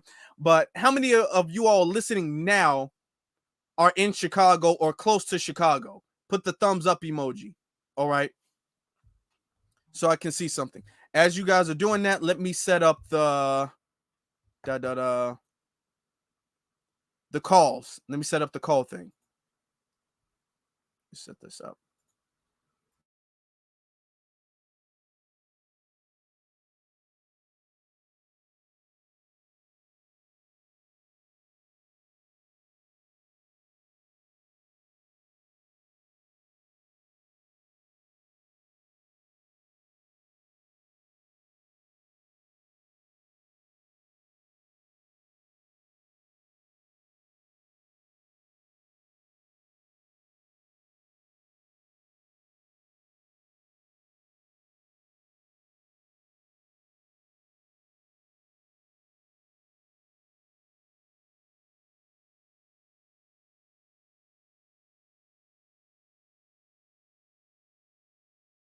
It's on, y'all. I just got to set some stuff up real quick. So we here now.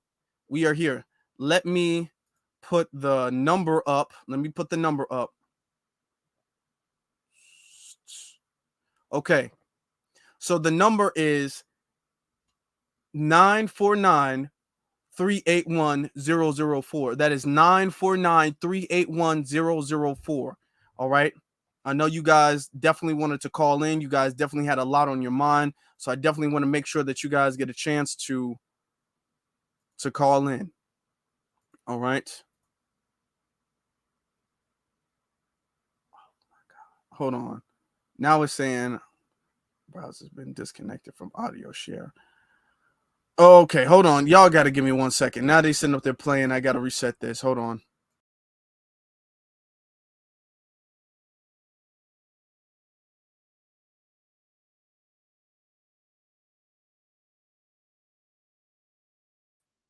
Okay, I'm back. Hold on.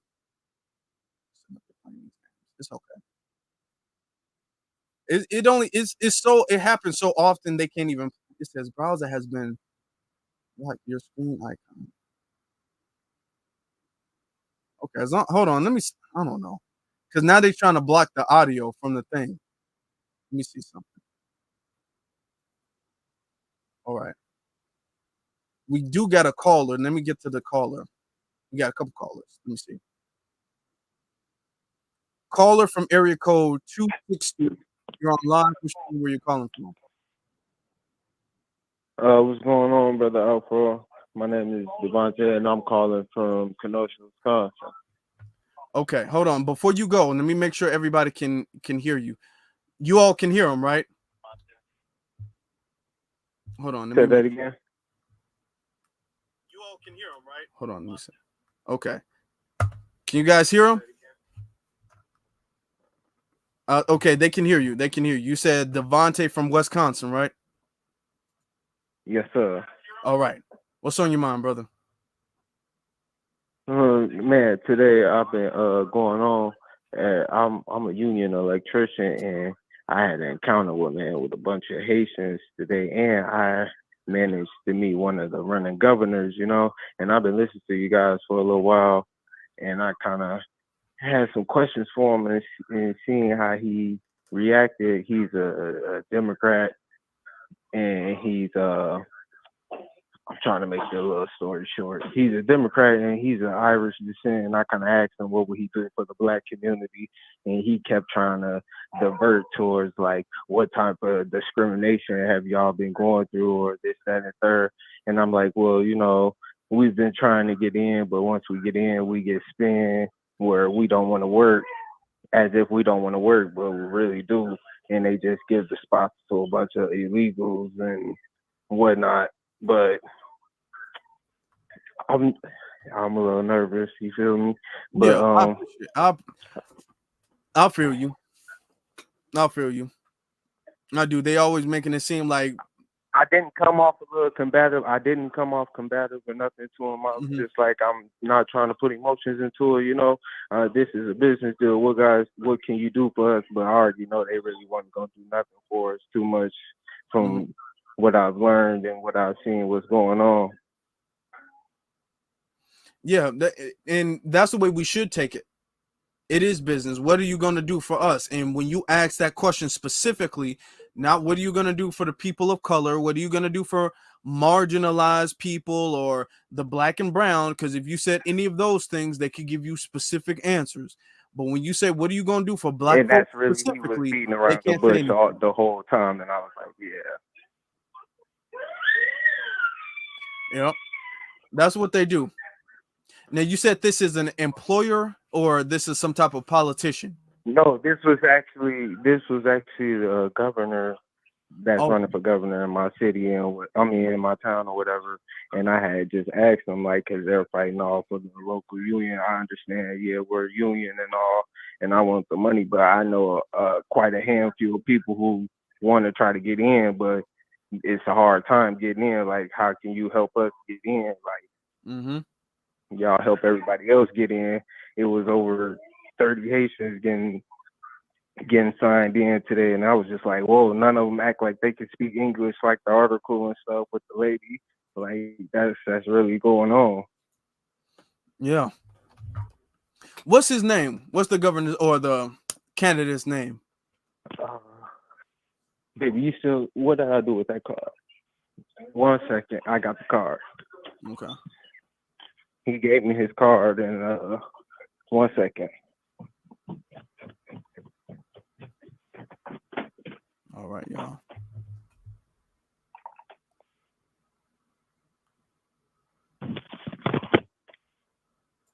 I see you callers on the line. There's some callers in the queue. Y'all just be patient. I'm gonna get to y'all. All right, he's Peter Baraka, former member of Congress and candidate for Wisconsin. Do you know if he's a foundational Black American? No, sir. Unfortunately, he's a old Irishman of descent. Oh, yeah, you said, okay, you did say that. That's why I kind of knew, like, I already know he's really not going to do anything, but because he's steady saying American people, but then on the same token, it's a bunch of immigrants everywhere. Yeah. Because now the word American is vague now. The word American means anybody in America at this point. Yes. Well, I appreciate. So essentially, after his speech, I walked over to the side and just had a little conversation with him. So I just wanted to get a few little pointers and hear your take on that. Yeah, well, it's good that what you did, you went there, you asked direct questions, he gave you his answer, you expected it, and then you came back and reported. So now, and when we're done, if you could please put his name in the comment section. So now we know what he's on, because you did your job. You were standing on business. We know what he's on now. So now we know who we should not be supporting. And this is what we need people to do. We need brothers and sisters to go out there. They question these politicians. They get the answer back. They don't argue. There ain't no back and forth. Like, why ain't you? There ain't no arguing. That's good. You didn't argue. You just asked a question. He gave the answer, and you said, okay, you know what? I'm going to just take it back, and I'm going to report to the community, and now we handle our business accordingly. So you did good. Yep. Appreciate it. Did good. Thank you. Well, thanks for the call, and I'm going to land my plane with that. All right. Thank you. I appreciate you. Thank you. See, that's how it's done. That's how it's done. Don't try to go back and forth. Don't try to make your point, argue. You ask them a question. They say yes. They say no. If they dodge the question, that's by default a no. If they dodge it, okay, fine. Whatever the answer is, don't put your spin on it or nothing. Just come back to the community and we'll handle it. Shout out to our brother for that. Caller from area code 202. You're on live. What's your name? Where you calling from? This is Gene from DC. What's up, Afro? How are you? Gene from DC. How you doing, brother? I'm doing good. I'm just wanting to say a few things. I don't know what is wrong with these blood-sucking, leeching little parasites, but the adulation of them to steal from us, spit in our face, and then demand that we support them in their mission to annihilate us is just appalling. But this is what you get when you vote for Kamala Harris. And I'm going to say this. I treat my vote like I treat my wallet. Elections are supposed to be transactional, something for something. If I don't get what I desire, then the vote will not be cast for me. And that's the way it should be. Because I'm gonna be damn right. That's the way it should be. I'm gonna be very honest, man. We already in a very, very, very bad position. If Kamala gets in office, she gonna take after the same agenda Biden was taking after. Immigration is gonna come in through the floodgates, which is why she's been rallying. She's been campaigning. Kamala, if you notice, Kamala is being very hush-hush on immigration. She's not really taking a stance on how she's going to solve immigration. She's not. She's going to very selective places. She's not being interviewed. She hasn't been at all since she's been announced. She's trying to dodge interviewing questions, which I believe, which is why she didn't show up to the MBJC, because she's trying to dodge that as much as she can, because she knows when they ask her, what is your stance on immigration? She knows, well, my stance is the same thing as Biden, and everybody hates Biden's stance. So Kamala's going to be terrible as far as immigration. But see, not to interrupt you, but she also didn't come, she was well away. Even if those Democratic shields of supposed to be journalists that was there, even if they didn't ask her, Trump was going to throw it in there. They knew he would. She knew he would. That's precisely why she decided not to show up. It wasn't a mere coincidence that something came up and she couldn't appear there. They used her name to bribe him to get there to try to maliciously attack him. And now that didn't work, the deflection is, oh my God, he had no respect for black people. And you want me to believe that you son of a bitches that don't peep a word about the black community outside of election season do? Stop it. We don't believe you. We don't believe her. And I personally believe that y'all all should kiss my ass. Hey, I'm well put, brother. Well put. I respect that. I do. I ain't gonna There's hold no your line. practice outside of Much election love, season. and I'm gonna land my plane. You said what? Say that one more time. I said I'm not gonna hold your line, and I'm gonna go ahead and land my plane. Thank you. I appreciate your call. Thank you. Shout out to our good brother Gene. That's our brother Gene from DC. Caller, let me see. We have another caller. Caller from area code 773. You're on live. What's your name? Where are you calling from? Hello, this is Deborah from Chicago, Illinois. Sister Deborah, how you doing? I'm not so okay. I'm confused and I'm angry and I'm saddened. I don't have much to say other than the words of Martin Luther King. We are coming to get our check. Yes. You guys owe us. Pretty much everybody owes all of us. And we need our check. Yeah. I don't believe in Kamala, but I would vote for her for the simple reason I feel like I'm trapped between good and evil, whatever is best for the country. And I love America. Okay. That's all I have to say. It just breaks my heart that. So I don't it get just breaks you wrong. my heart. Let me ask you a question, so I don't misunderstand. You're saying that you feel like Kamala is best for the country? No, she's the lesser evil as far as I'm concerned. No, she is not black. And I truly believe that once she get up in there, she's going to be looking out for her own people.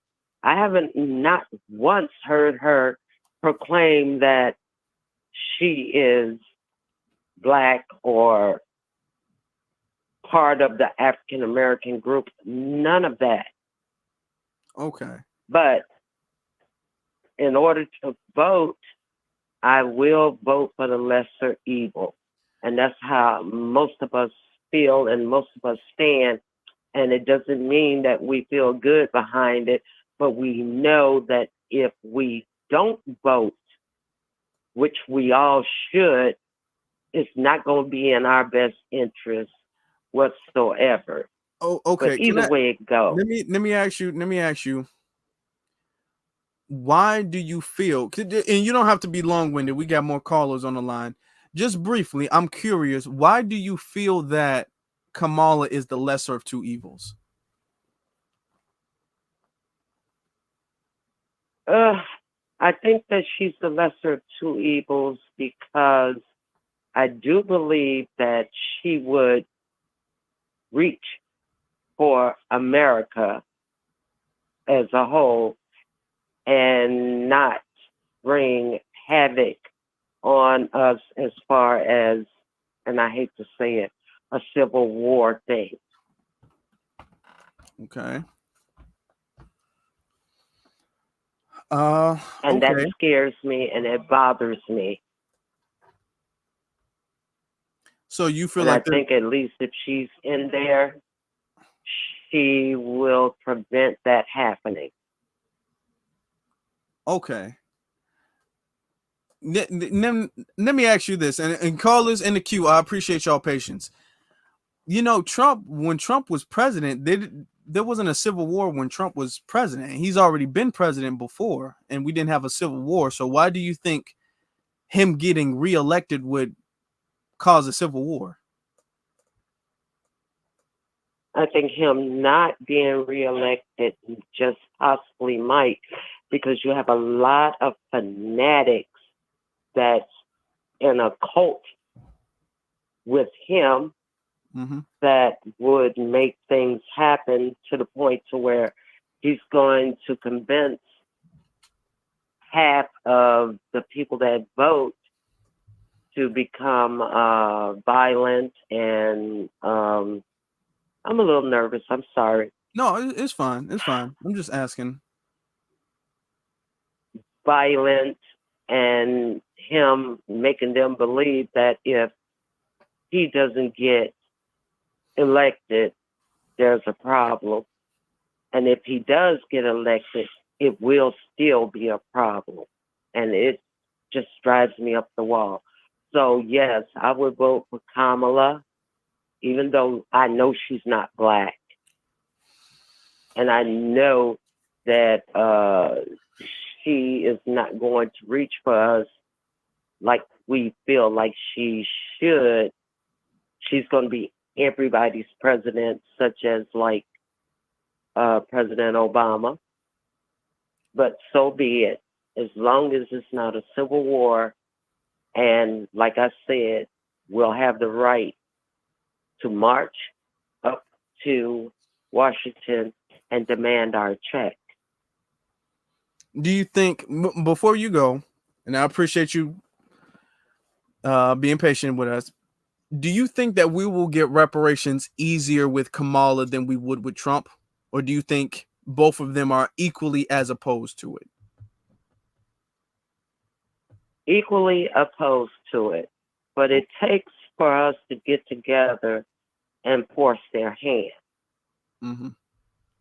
That's the only way we can do it. We have to do it in numbers and do it together, and hopefully have allies that would back us up.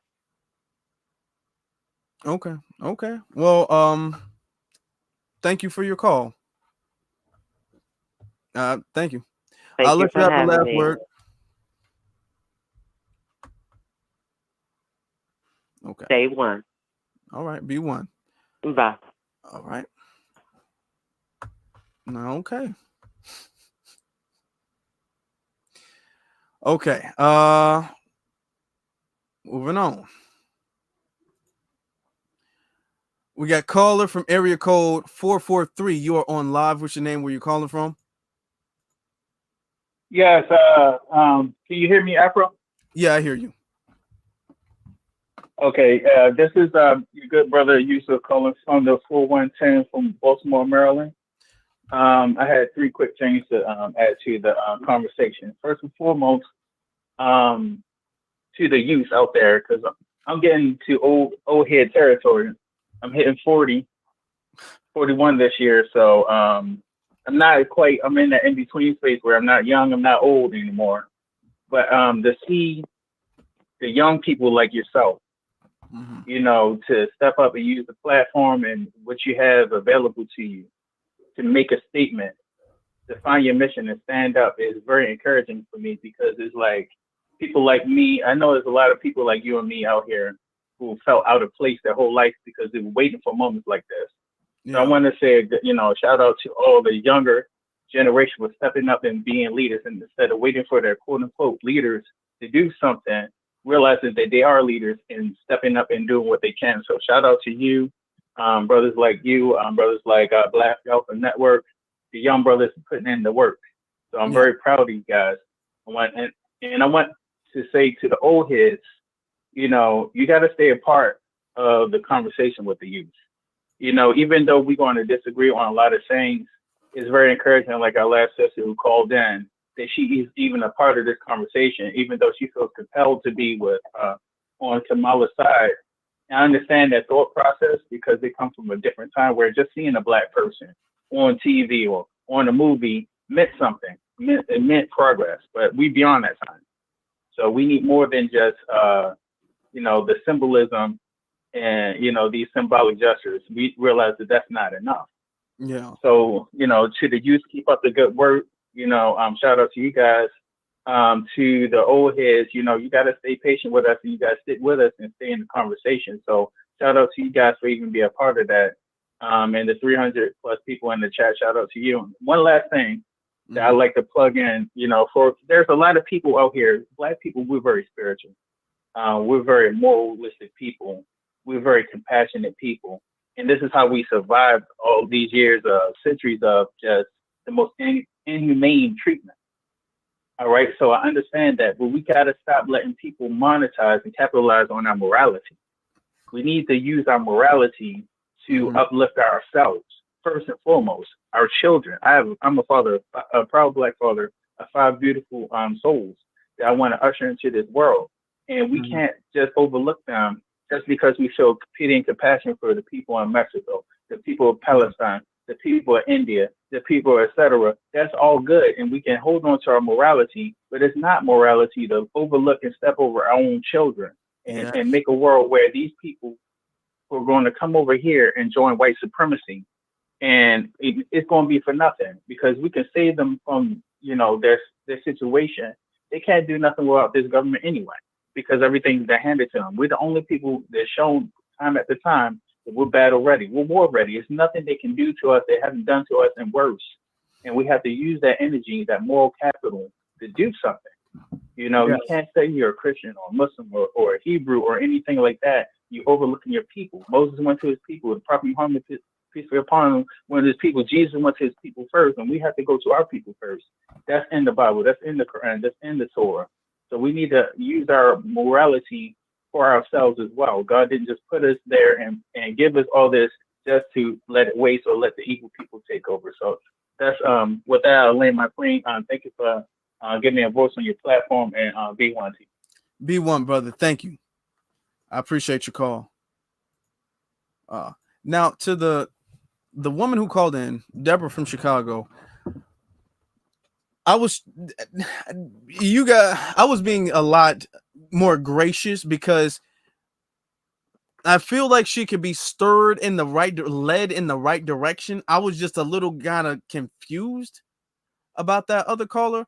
Now, Yusuf came in and he cleared the energy up. That was a great call, and he's absolutely correct. We shouldn't let our big hearts and morality lead us into advocating for somebody else before our own group of people who need more advocacy than anybody else.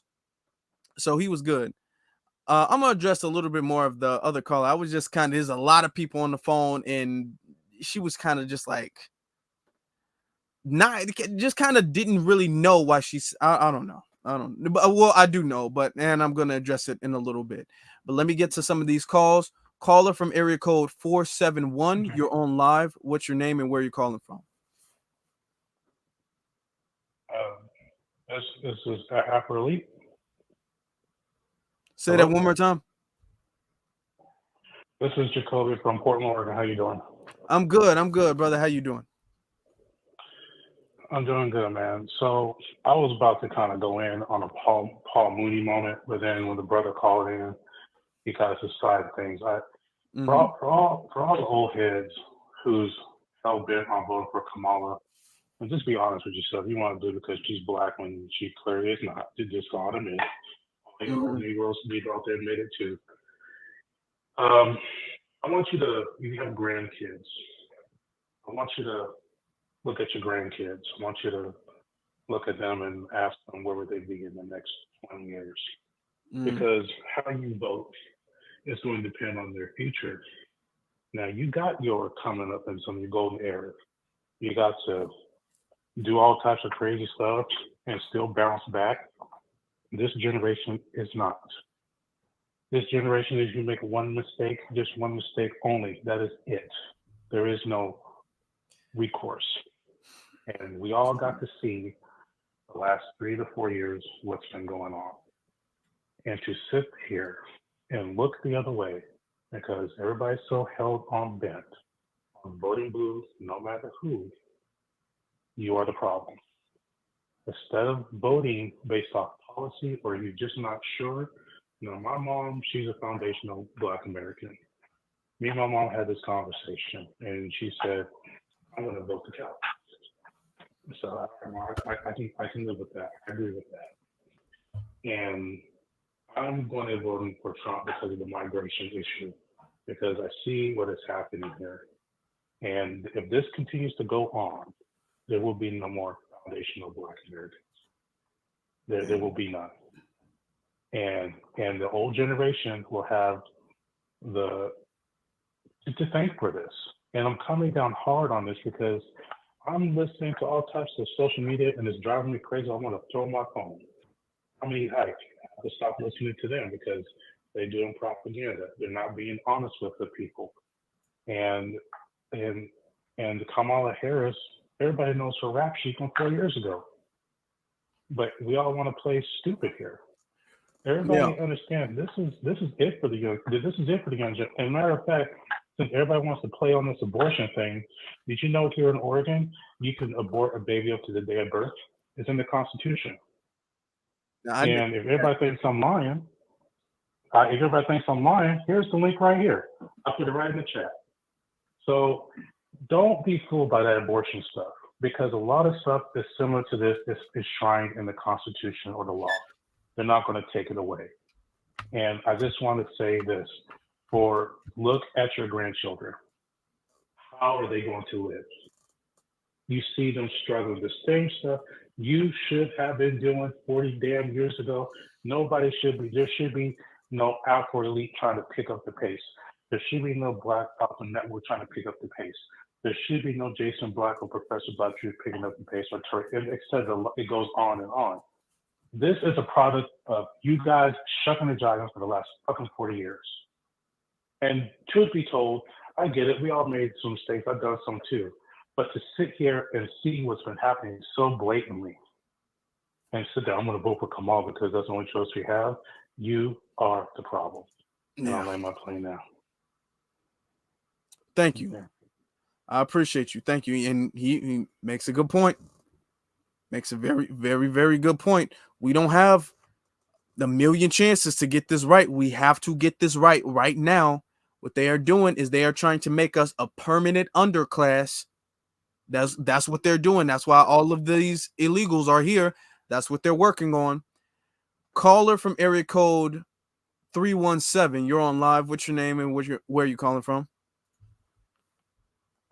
Yeah, this is Kevin from Indianapolis.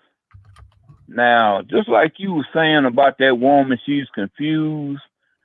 See, these women out here, they see the same exact things me and you find out about this woman. They see it. It's all over the place. How she's not black, how her daddy said he's not black. You see what I'm saying? Mm-hmm. They know everything that we know, but one thing about it, they're brainwashed. See what I'm saying? Mm-hmm. I watched a cult documentary last night, and they showed how Jim Jones and Charles Manson and them got down. How they can do different languages to assimilate into whoever they want to be around, and that's what she's doing. And that's all she's doing is putting propaganda out on the airwaves, and she's saying the same exact thing over and over again, whether it's true or not. Most of it is not true. She don't have no policies. And when you ask these women who you going for, oh, I'm gonna vote Kamala because she's black. They sound so silly and dumb at the time. Like they out there. They're brainwashed. Like I said, they see the same exact thing we see. And I'm gonna tell you, to be honest with you, I would rather deal with Trump and whatever crap he got going on than Kamala, because I don't want this place flooded with immigrants. She done already turned around and let the Latinos in on the Freedmen's Bank. Yeah.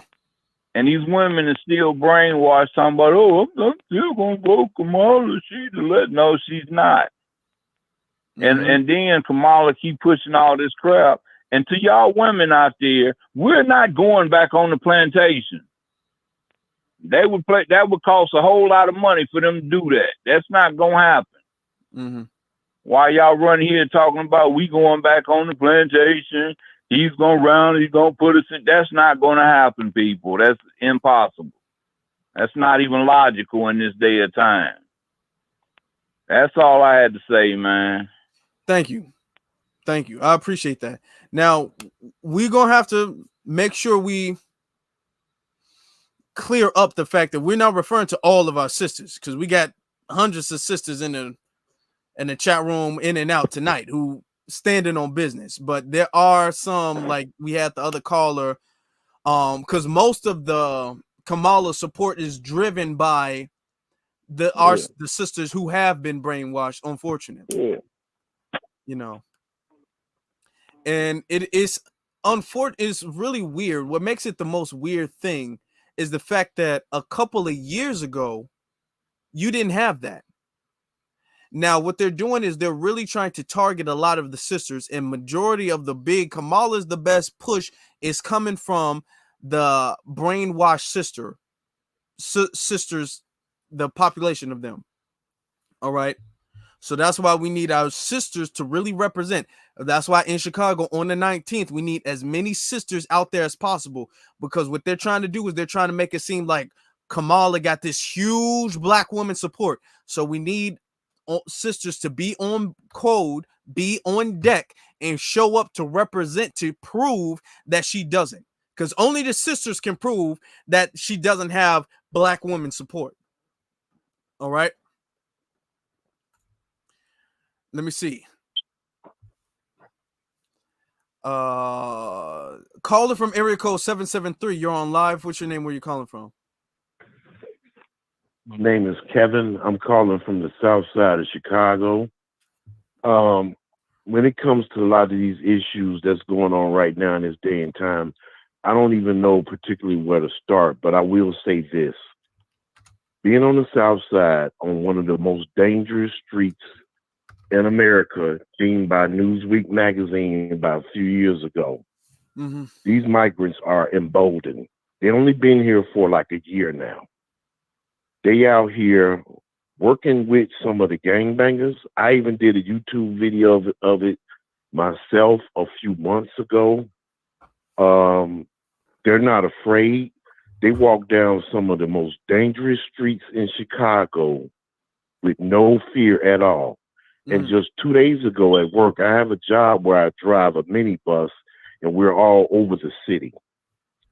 Now, as I was coming in to work, a guy was warning us that there was another uprising with a group of migrants where security guards shot a migrant, and about 100 to 200 migrants came out of nowhere. And it was actually a riot.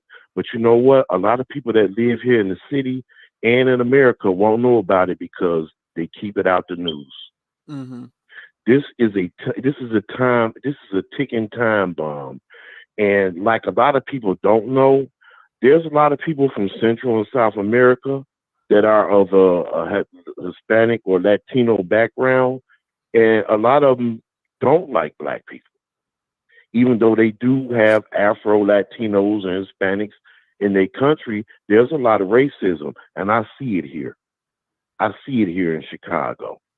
Okay, everybody else is calling from everywhere else. I'm right here in the source, and I'm telling you, some of them do show their racism. They do show it. Not all of them, but some of them do. And the only reason why they're kind of meek and humble right now is because being in most of these black neighborhoods, they know they outnumbered.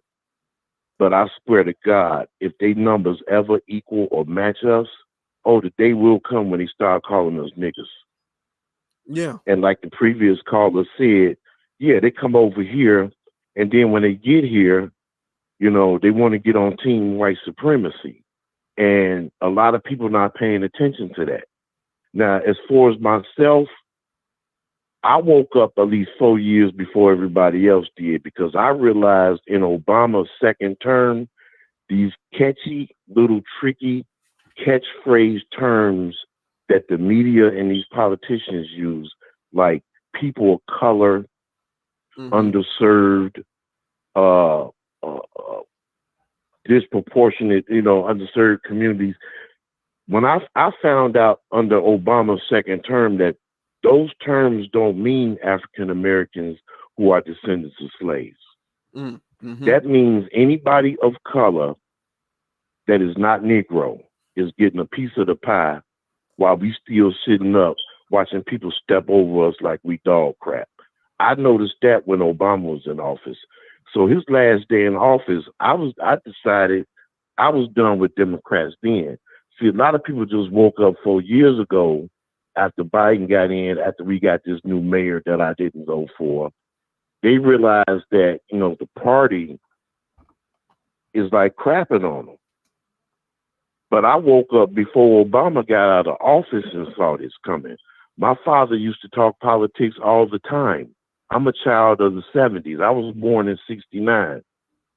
And I just hate to say that, talking to some of our older people who set in their ways, it's almost disgusting to talk to them about politics, because everything Malcolm X warned you about 50 years ago about having about having celebrities and sports athletes speak up to be the voice of the black community, is happening very openly today.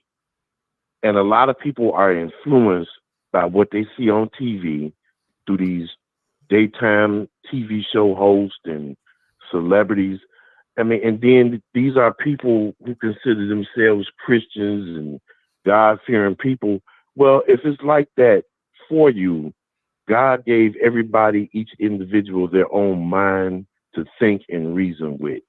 And you should be able to do that on your own without somebody on a television set trying to influence you on which way or what direction to go into.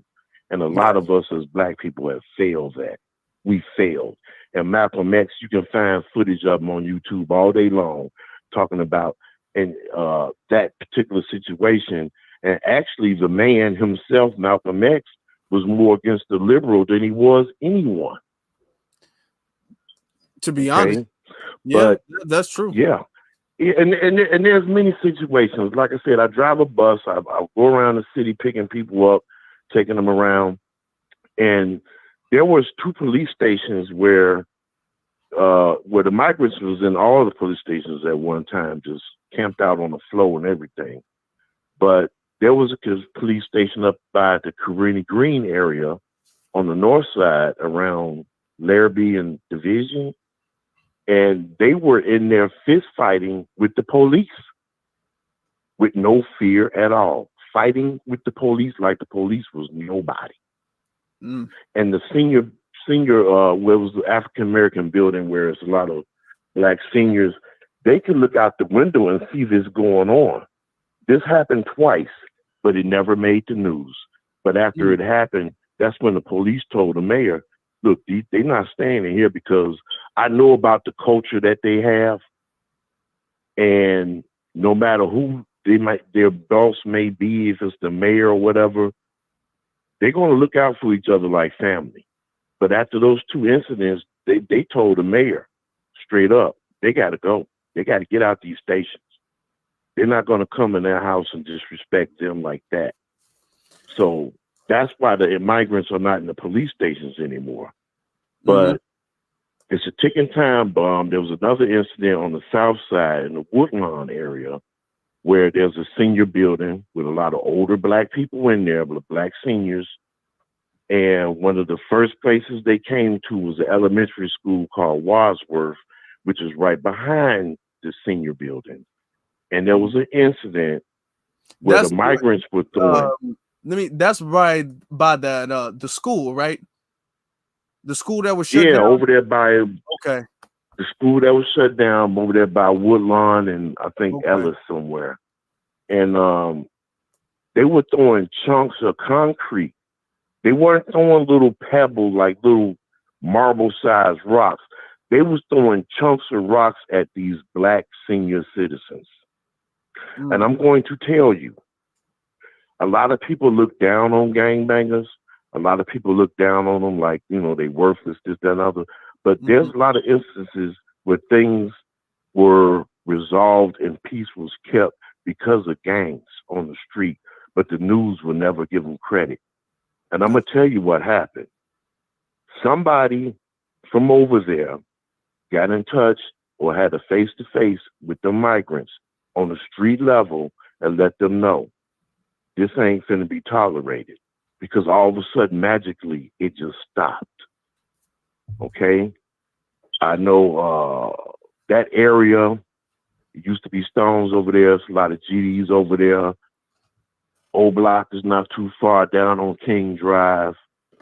But somebody got with them and let them know, you're not finna do this to our people. Because the police had no control over it. And a lot of times these migrants will do things and commit crimes and they can't get arrested for it. They'll take them in and hold them for like maybe a day or two and they'll let them back out on the streets. So they've gotten really emboldened, you know, and they're out. They're in some of the baddest neighborhoods that there can be. But at the same time, Black Chicago has went through a transformation too. And a lot of people don't realize that a lot of Black people that's here is not from Chicago. They just moved here from other cities. And a lot of people, and it's not nothing to really brag about, but a lot of people that was like really hardcore thugs and killers, the numbers have decreased a lot. Chicago is really cleaning up a lot from that. Now, I know that in the media, you hear a lot of stuff about Chirac and the amount of shootings that take place. But I'm going to tell you, the 90s was worse than what it is today. The 90s was a whole lot worse.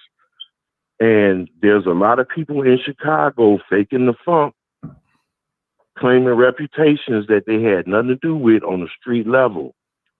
But if some of those people that were here 15, 20 years ago, if they're not dead or in prison, half the stuff that's happening now on the street, probably regarding with some of these migrants, wouldn't even be happening right now. And I'm quite sure it will have a profound effect on the upcoming convention. Because you had gang chiefs still on the street back then, and they would order and send 200 or 300 people to go out there. Like you out here asking for us to show up when the DNC comes. You had gang chiefs out there that would send 200 and 300 people to a community meeting. You know what I'm saying? To voice their opinion and speak up for the ground. That don't exist no more in Chicago. You got a lot of fake brothers out here that's perpetrating on the streets. That's but true. This migrant situation is a ticking time bomb. Like I said, I grew up on the south side, kind of like in the Beverly area after we moved off the west side. So even back then, I experienced a lot of racism that a lot of people my age didn't experience growing up in an area like that. And the same looks Brother, that white folks used to give us. And we don't have too much time. So I'm gonna ask you if you could I'm gonna give you your final thoughts on it. My final thoughts is that everybody has their own mind, individual mind to think with. We need to start using it and stop letting other people influence us and stop going with the flow of what the masses think, and just be an individual and use your own mind to think. Thank you. I appreciate that. Like the conversation with our brother Kevin. Thank you, brother Kevin. I appreciate you. All right. Okay. But, there was some other, and I just want to make sure I get to everybody. I want to be fair to everybody, so I make sure I get to everybody. Now, there was a caller who called in anonymous. So you all know I'm not going to pick up any anonymous calls. If you call in from a private number or anonymous, I'm not picking it up because it could be a potential troll who just wants to say something that hurts the channel. So to protect the interest of the channel, I can't pick up any call that's anonymous, because y'all come in, y'all say something inflammatory and then leave, and then the channel hurt because of that. So no, we can't do that. Caller from area code 267. You're on live. What's your name? Where you're calling from? Afro, can you hear me? Yeah, speak up a little bit. Okay, let me turn it up. Can you hear me now? Yeah, I hear you. Afro, yeah, this is Curtis. I'm from Philadelphia. Okay, Curtis, what's on your mind? Yeah. I just wanted to relate to that, to that lady, because I'm 64 years old, and I don't understand who they fear. They fear the Democrat, or do they fear God? I don't understand that. I'm old here. You understand? I never feared. When I was on the street, like the young brothers got finished talking about, when I was on the street, in the 70s and the 80s, you understand? I didn't fear the cops. And now, since I'm a grown man, I ain't fear no one. Now I fear God. You understand? But I don't understand the people that's older. Now, I'm talking to the people that's older than me. Now, I'm 64 years old. The people that's in their 70s and 80s, who do you fear? You fear the Democrats, or you fear God Almighty? Let me know. And I land my plane there. And another thing before I hang up, Kamala Harris only got two sets of groups. I said this before. She only got the tethers, and she got the homosexual community. That's it. Mm-hmm. And I land my plane there, brother. And keep up the good work, okay? Thank you. I appreciate you, brother. Thank you for calling in. Okay. All right. So I'm saying, like, and I'm gonna get to that. I just want to get to the callers. Y'all have been very patient with me. I appreciate y'all. Thank you very much. Caller from, hold on, I thought I clicked it. Caller from area code 404. You're on live. What's your name and where are you calling from?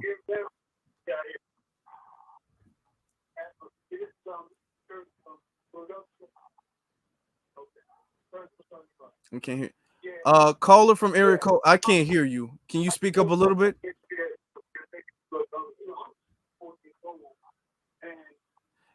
Are you on speaker, or can you guys hear her? Because I can't hear her.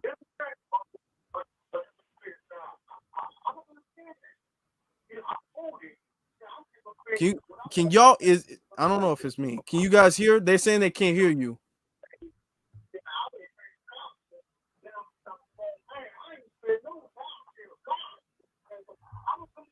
Do y'all? Okay. Caller from area code 404. You are on live.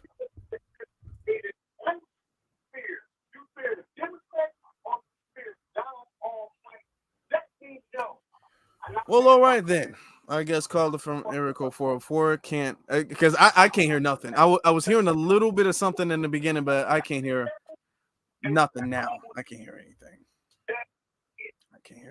So we're just gonna have to move on. Actually, we'll have to move on. Take a pause break.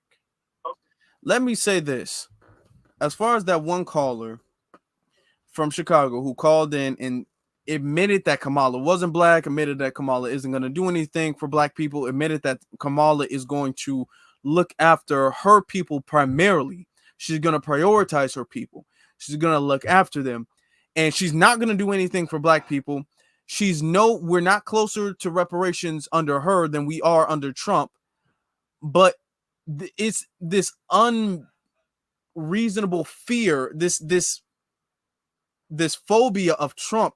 And I'm not a Trump supporter at all. I'm not a Trump supporter, but this a weird fear of Donald Trump in a civil war that didn't happen the first time, that you feel like Kamala is going to prevent. Kamala is not going to prevent that. She's not. And I was trying to be gracious, maybe she just kind of started watching the channel and maybe getting informed on that. So we have to be a little bit gracious, because it's not like she was completely like, no, Kamala's the best, she's a black woman. She didn't come off like that, like all the way. But just I will vote for her out of fear. That's not the way we vote. You don't vote out of fear. You vote because you believe that this person would be good for the job. That's the only reason why you vote. If you don't feel like that person is going to be the best for your interest, whatever your interest is, then you don't pick them. You don't vote out of fear of somebody else. That's a bad argument. That's you're voting in bad faith at that point. Let's see. Caller from area code 404. You're on live. What's your name and where you're calling from? Yeah, this Baldwin 4 calling from Atlanta, Georgia. Okay. Well, you said Ball. You said what's your name? Baldwin 4. I'm with only a few votes. Okay. What's on your mind? That lady that called in earlier, she just don't understand, bro. These migrants will do the same thing you white folks did to us back in the day. They don't care nothing about burning her house down or violating her family. So what's she worrying about Trump so much for, man? Then we need Trump. So he the only one going to straighten some of these coons out that's in these political positions, these unions that are doing black folks wrong, man. We need Trump in the neighborhood. Listen, down here now, this is going to be Trump turf. We're going to have our picket signs out here. We already out here picking in these stores. He's going to kick some of these stores, these Arabs out of these stores. They're doing all kind of filthy stuff to the neighborhood, selling old rotten stuff, getting these girls pregnant and beating up children and all kind of stuff like that. People don't understand that's going on too, man. With these tethers and these migrants and these Arabs, they out here crying about what Israel's doing to them. What you think they'll do to us? I don't understand it, man. It's sick, man. We need Trump. Just like he used us, we can use him to help clean up this neighborhood, man. You know what I mean? Well, we through it, man. You let him go on by the business. You bring up a good point. Our issue isn't just with Hispanic immigrants. Our issue isn't just with Hispanic immigrants. We got a whole bunch of anti-black Asian immigrants coming over here. We got, and they just signed a Asian hate crime bill. So you can't even really defend yourself against them when they attack you. You got that. You got a whole bunch of Indian, Kamala Harris's people. You got a whole bunch of Indian immigrants coming over here, Arabs coming over here. All of these immigrants coming over here, Ukrainians, immigrants from Europe coming over here. All of them are coming over here with a bunch of anti-blackness. So we getting attacked from all different angles. Yeah, and I ain't forgot about these coons, these union goons. You got a bunch of blacks in these unions like ATU 732, ATU International Martyr, doing 5 other blacks for no good reason. We got a lot of coons, man. We got to get them out of here too. So Trump gonna help us get them out of there, man. That's all it is too. We got a lot of coons. The coons brought these immigrants, these black Africans, and all these other black goons with these slimy countries over here to do stuff. They the one who brought them over here. We got a lot of work to do. Yeah, really, man, really too late. The only thing you can do is just try to fight back. That's it. That's true. Thank you very much for giving us a call. There's a little bit of noise in the background, so I appreciate the call. Thank you. All right, then. Brother, make sure we call back. I respect that. Caller from area code 440. You are on live. What's your name and where you calling from? Hey, Afro Elite, this is Jay from Northeast Ohio. What's going on? What's good, brother? How you feeling? I'm doing all right. I watch your program. I call them before, but I'm gonna be honest with you. I ain't saying Trump is perfect, but he's a better option than Kamala Harris, because she just picked that VP, and he is pro sanctuary city, which means he believes in no patrol at the border whatsoever.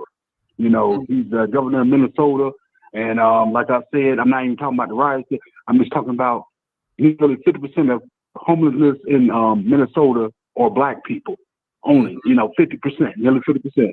Not only that, he even stated, he said, I don't care if you're a socialist, I ain't with all them isms, but he did say that, hey, he gave the illegal immigrants there, and he believes in doing this because he was part of the, like I said, part of that administration, letting illegal immigrants in because he gave them driver's license. He signed a bill not too long ago, last year, within the last year, to let illegal immigrants have driver's license. And then we just found out that, somebody had took a, zoomed in on somebody's receipt, or somebody showed them one of the legal immigrants.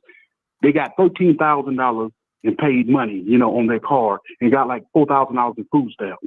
And so that's not no rumor no more. That's actually a receipt from, a legitimate receipt.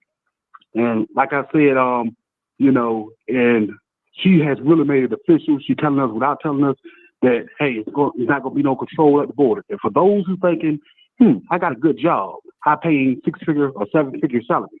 Well, it's like this here. It's like the joke going around. And maybe some people say it's not a joke. The East Indians, they come over, like 1 million or whatever come over, because they say already nearly 20 million illegal immigrants are at, not at the border in the country, and millions more at the border. And, who's to say if you got a 6 or 7-figure salary that they can't get no East Indian doctors coming in by the millions? Because, like I said, every doctor that I associate myself with is East Indian. So I ain't got nothing against them, but it is what it is, if you know what I'm saying. So, she, is making it plain and clear that she ain't got no control at the border. And just because it's Chicago and New York, it could be Philadelphia, Atlanta, Houston, or, Milwaukee, or Omaha, Nebraska, any big urban city. So, like I said, I don't think she's not a right fit. And like I said, people usually need to, really think about who they're going to vote for. You just ain't got to vote for Trump. You can vote for, Kennedy. You can vote for Jill Stein, or you can vote for Cornel West, or you can just vote for the couch. So that's my thoughts. I appreciate that. You make a good point. You No make problem. a very good point. Yeah. Thank you for your call. No problem. All right.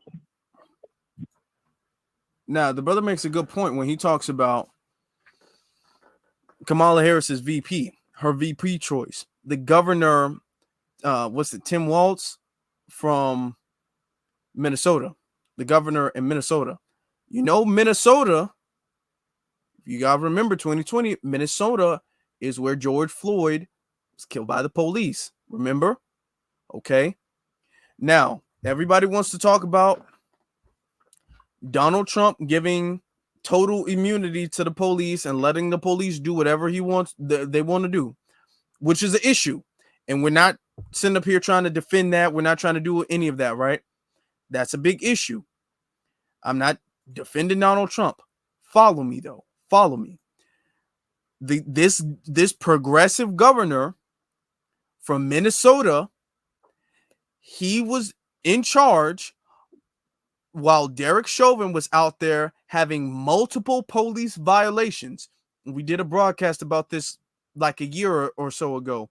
Derek Chauvin had 18 different write-ups, 18 different police violations, people calling on Derek Chauvin. He was a notorious cop.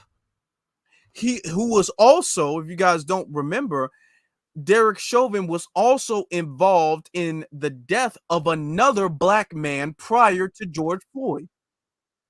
All right. This cop, this governor who Kamala picked as her VP, has been who completely let Derek Chauvin run amok in Minnesota, which ultimately led to the death of George Floyd. So, to be very honest, some of the blame can partly go to Walz. Some of it you can partly go to Walz. And I'm saying this to say, when people talk about Donald Trump being this pro-cop police, the Democrats are just as pro-cop. The Democrats just turn a blind eye to it. The Republicans will see it and say, you know what, I don't really care, to be honest. They'll see it. The only difference is they'll see it and they'll say, you know what, I don't care. The Democrats, they'll just say, I don't see anything. I can't see anything. I just don't. That's the only difference. That is literally the only difference. Is one will say, hey, I see the police beating you guys up. Good for them. That's cool. And then the other ones, they'll just not say anything. They'll literally just not say anything. All right. We've been on for almost 3 hours, y'all. I think this is a good time. We can wrap the calls up now. Yeah, we can wrap the calls up this time. We had some pretty good calls. Shout out to y'all. Shout out to every single last one. Right? Okay. Just got to end the call thing real quick. All right, there we go. Yeah, so look, what I was, all it is pro police, and this goes into the other caller who said that she was scared of Donald Trump and what he would do. This channel does not advocate for Donald Trump. This channel does not advocate for the Republican Party. This channel does not advocate for J.D. Vance. This channel does not advocate for them. This channel only advocates for Black empowerment. Trump is not for Black empowerment, so we're not going to advocate for Donald Trump. Okay, so let's just be very clear with that. Now, what we do is we look at the big picture. Okay, we look at things from a third-person view. All right, so when you're looking at it from that point, you can't, like, when you compare apples to apples, you can't make a legitimate argument that Donald Trump is more dangerous to Black America than Kamala Harris is. If we're going to be honest, if you compare apples to apples, we got to be honest. If you compare apples to apples, Kamala is going to, first off, in her, we got to be honest with it, in their record up to this point now, Kamala has done more to harm Black people than Donald Trump has. I'm going to repeat that. Kamala has done more to harm Black people than Donald Trump has. I'm not one of those people who make it seem like Donald Trump has not done anything to harm Black people. I'm not. And we've discussed that in many different live streams and many different videos. So I'm not. But I'm going to be honest. As far as locking Black people up, then you want to talk about Donald Trump with the Central Park 5? And we do need to hold him accountable for that. We do. But we also got to hold Kamala accountable for thousands of Black people that she locked up for simple weed possession or usage, which she bragged about doing on the Breakfast Club. We have to hold her accountable for illegally keeping people in prison behind bars, so she can use them as slave labor to put out forest fires, so much so that she was almost sued for it being unconstitutional, the amount of people she had in a prison, so because she was using them as slaves.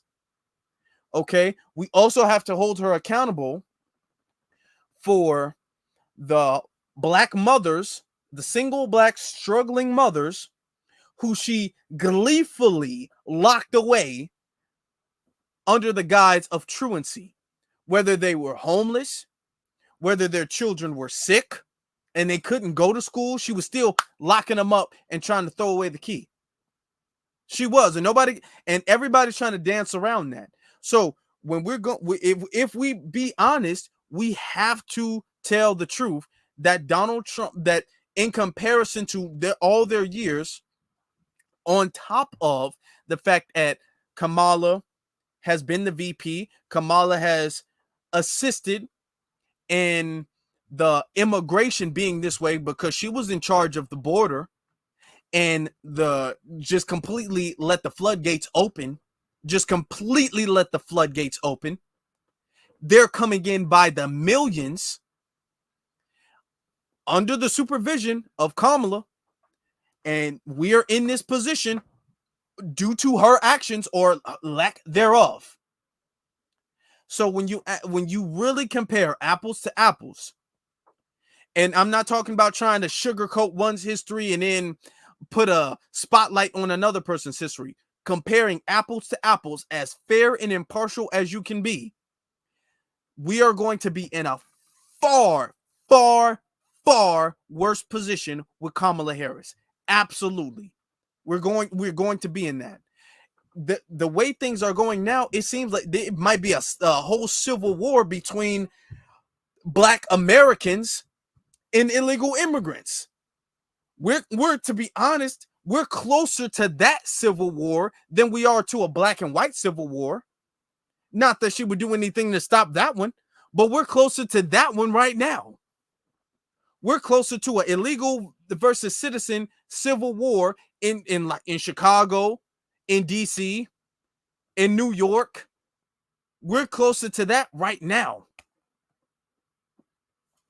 And I'm gonna be honest, these Hispanics, if there was a civil war between blacks and whites, what side do you think the Hispanics are going to be on? Let me just pause for a second. Let y'all process that. Millions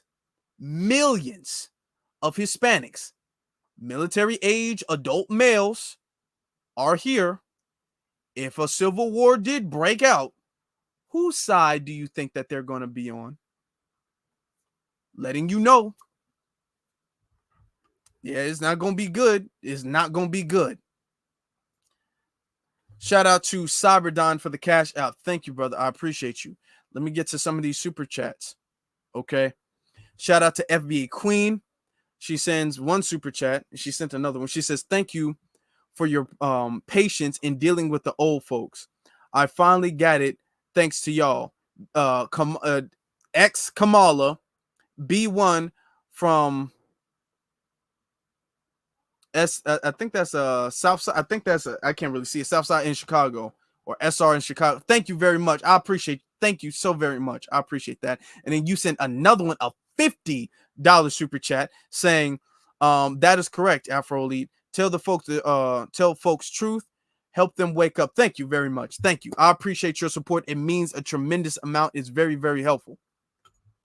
Let's be honest. And I hope the sister is still listening. I hope you don't feel like we are attacking you or we're disrespecting you. But this is very important because your vote is going to be very important. What you think, and even more than your vote, what your mentality is more important than your vote. If we're going to be very honest, what you mentally believe is going to be very important for not just yourself, but for the collective of Black society. So we need you to be very aware of everything. You might listen to another channel that's trying to push this propaganda about maybe Project 2025 or some other radical, super radical Republican thing. Listen, Trump's already been president. They were already saying all that boogeyman stuff before Trump was president. Trump became president. There was no there was Charlottesville, but there was no civil war that really broke out like that. There was nothing that happened under Trump's presidency that did not also happen under Obama's presidency and did not also happen under Biden's presidency. Nothing. There's quite literally, there is nothing that happened under Trump that did to us that did not also happen under Obama and under Biden. That being said, there are things that happen under Obama's watch, and there are things that happen under Biden's watch that didn't happen under Trump's watch that did affect us. harm us. If we comparing apples to apples, if we gonna weigh them both, we was more hurt under both their watch than we was under Trump's watch. If we gonna weigh them both. Shout out to Black Spider, sends a $5 super sticker. Thank you so very much. I appreciate you. So, like I said, the DNC is going to be on the 19th this month. We need everybody in Chicago. If you are able to make it, if you're not even in Chicago, but you're able to make it and show support, we need people stomping. We need people saying Kamala ain't, we need signs saying Kamala ain't a black woman, and we need black women. We need black women to hold those signs. Not no black man, because it's going to be y'all misogynoir or sexist or whatever. We need black women holding the signs saying Kamala is not a black woman. That's what we need. We need signs saying we demand reparations. We need signs saying deportation. Signs talking about an anti-black hate crime bill. These is what we need. We need people out there. We need people who are willing to get in front of the camera and do a little interview and say, stand on business and say what they need to say. That's what we need, because you're going to have the Palestinians out there. They're going to be on that page. That's exactly what the Palestinians are going to be doing. That's exactly what the Hispanics are going to be doing. You're going to have Trump supporters out here doing that. You're going to have Kamala supporters out here doing that. We need foundational black Americans to be there on the scene, ready to go on the 19th this month. Shout out to, we got a couple more super chats. Shout out to Danny Gang. Shout out to Danny Gang, $20 super chat saying, B1, keep up the good work. Thank you. Thank you. I will. We like this, y'all. We are locked in. We are locked in here tonight. Okay. We've had long broadcasts, a lot of information loaded. All right. But we've been in here. We've been bringing the receipts out, bringing the facts out, clearing up all the rumors. I appreciate y'all for staying with us. Shout out again to, or not again, this first time tonight, to Tell It Like It Is. Our brother Tell It Like It Is for the 1999 super chat. Appreciate you. He says, these so-called leaders are the single biggest threat to the country's national security. Let's be honest. They are so anti-black. That's a great point. They are so anti-black that they are literally willing to let in foreigners that they don't know. They don't even know these people. Let them in. DC, Chicago, New York, major cities. These are major cities in the nation. These ain't no little thing. These like the nobody towns where nobody's heard of in the middle of the woods, in the middle of nowhere. These are major cities in America, the biggest cities in America. And you allowing millions of them to come over here unvetted. They fighting the police like our brother Kevin was talking about. If they're going to fight a police officer, what you going to think they can do to a politician or to you or to your children? Y'all, we got to be ready, man. We got to be ready. We got to keep that power tool on us. We got to lock in. It's about to get real. You got to just be ready, because a lot of these people come in here from gangs. A lot of them are. That's been confirmed. We confirmed that in previous broadcasts. They're coming here from gangs. They're coming here from prison. A lot of them are. So they're already criminals. They're coming here, rob, organized crime. We already broke that down on several broadcasts. A lot of them are.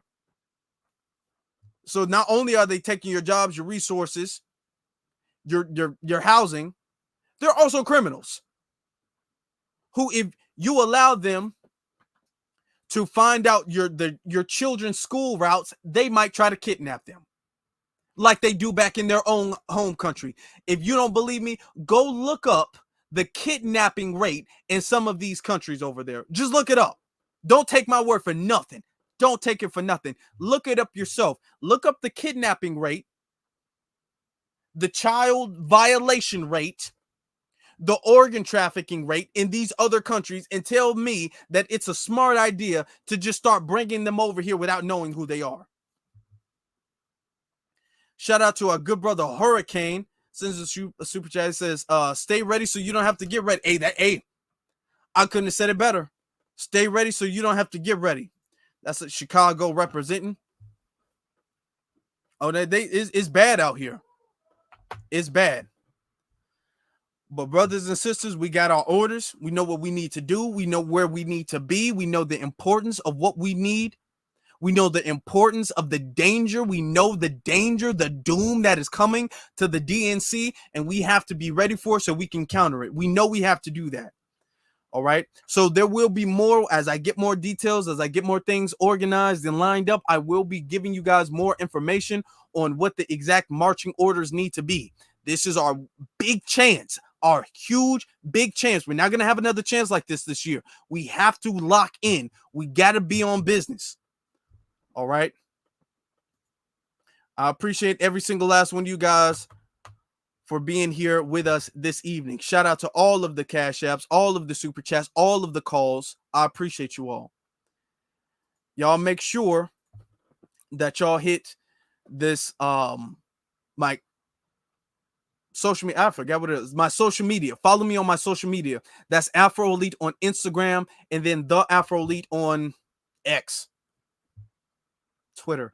Follow me on my social media. Links to both of those are in the description below. Also, it is very, very important that you guys hit that like button, hit that subscribe, hit that notification bell, leave a comment. Y'all let me know that we had a lot of information we've displayed this evening.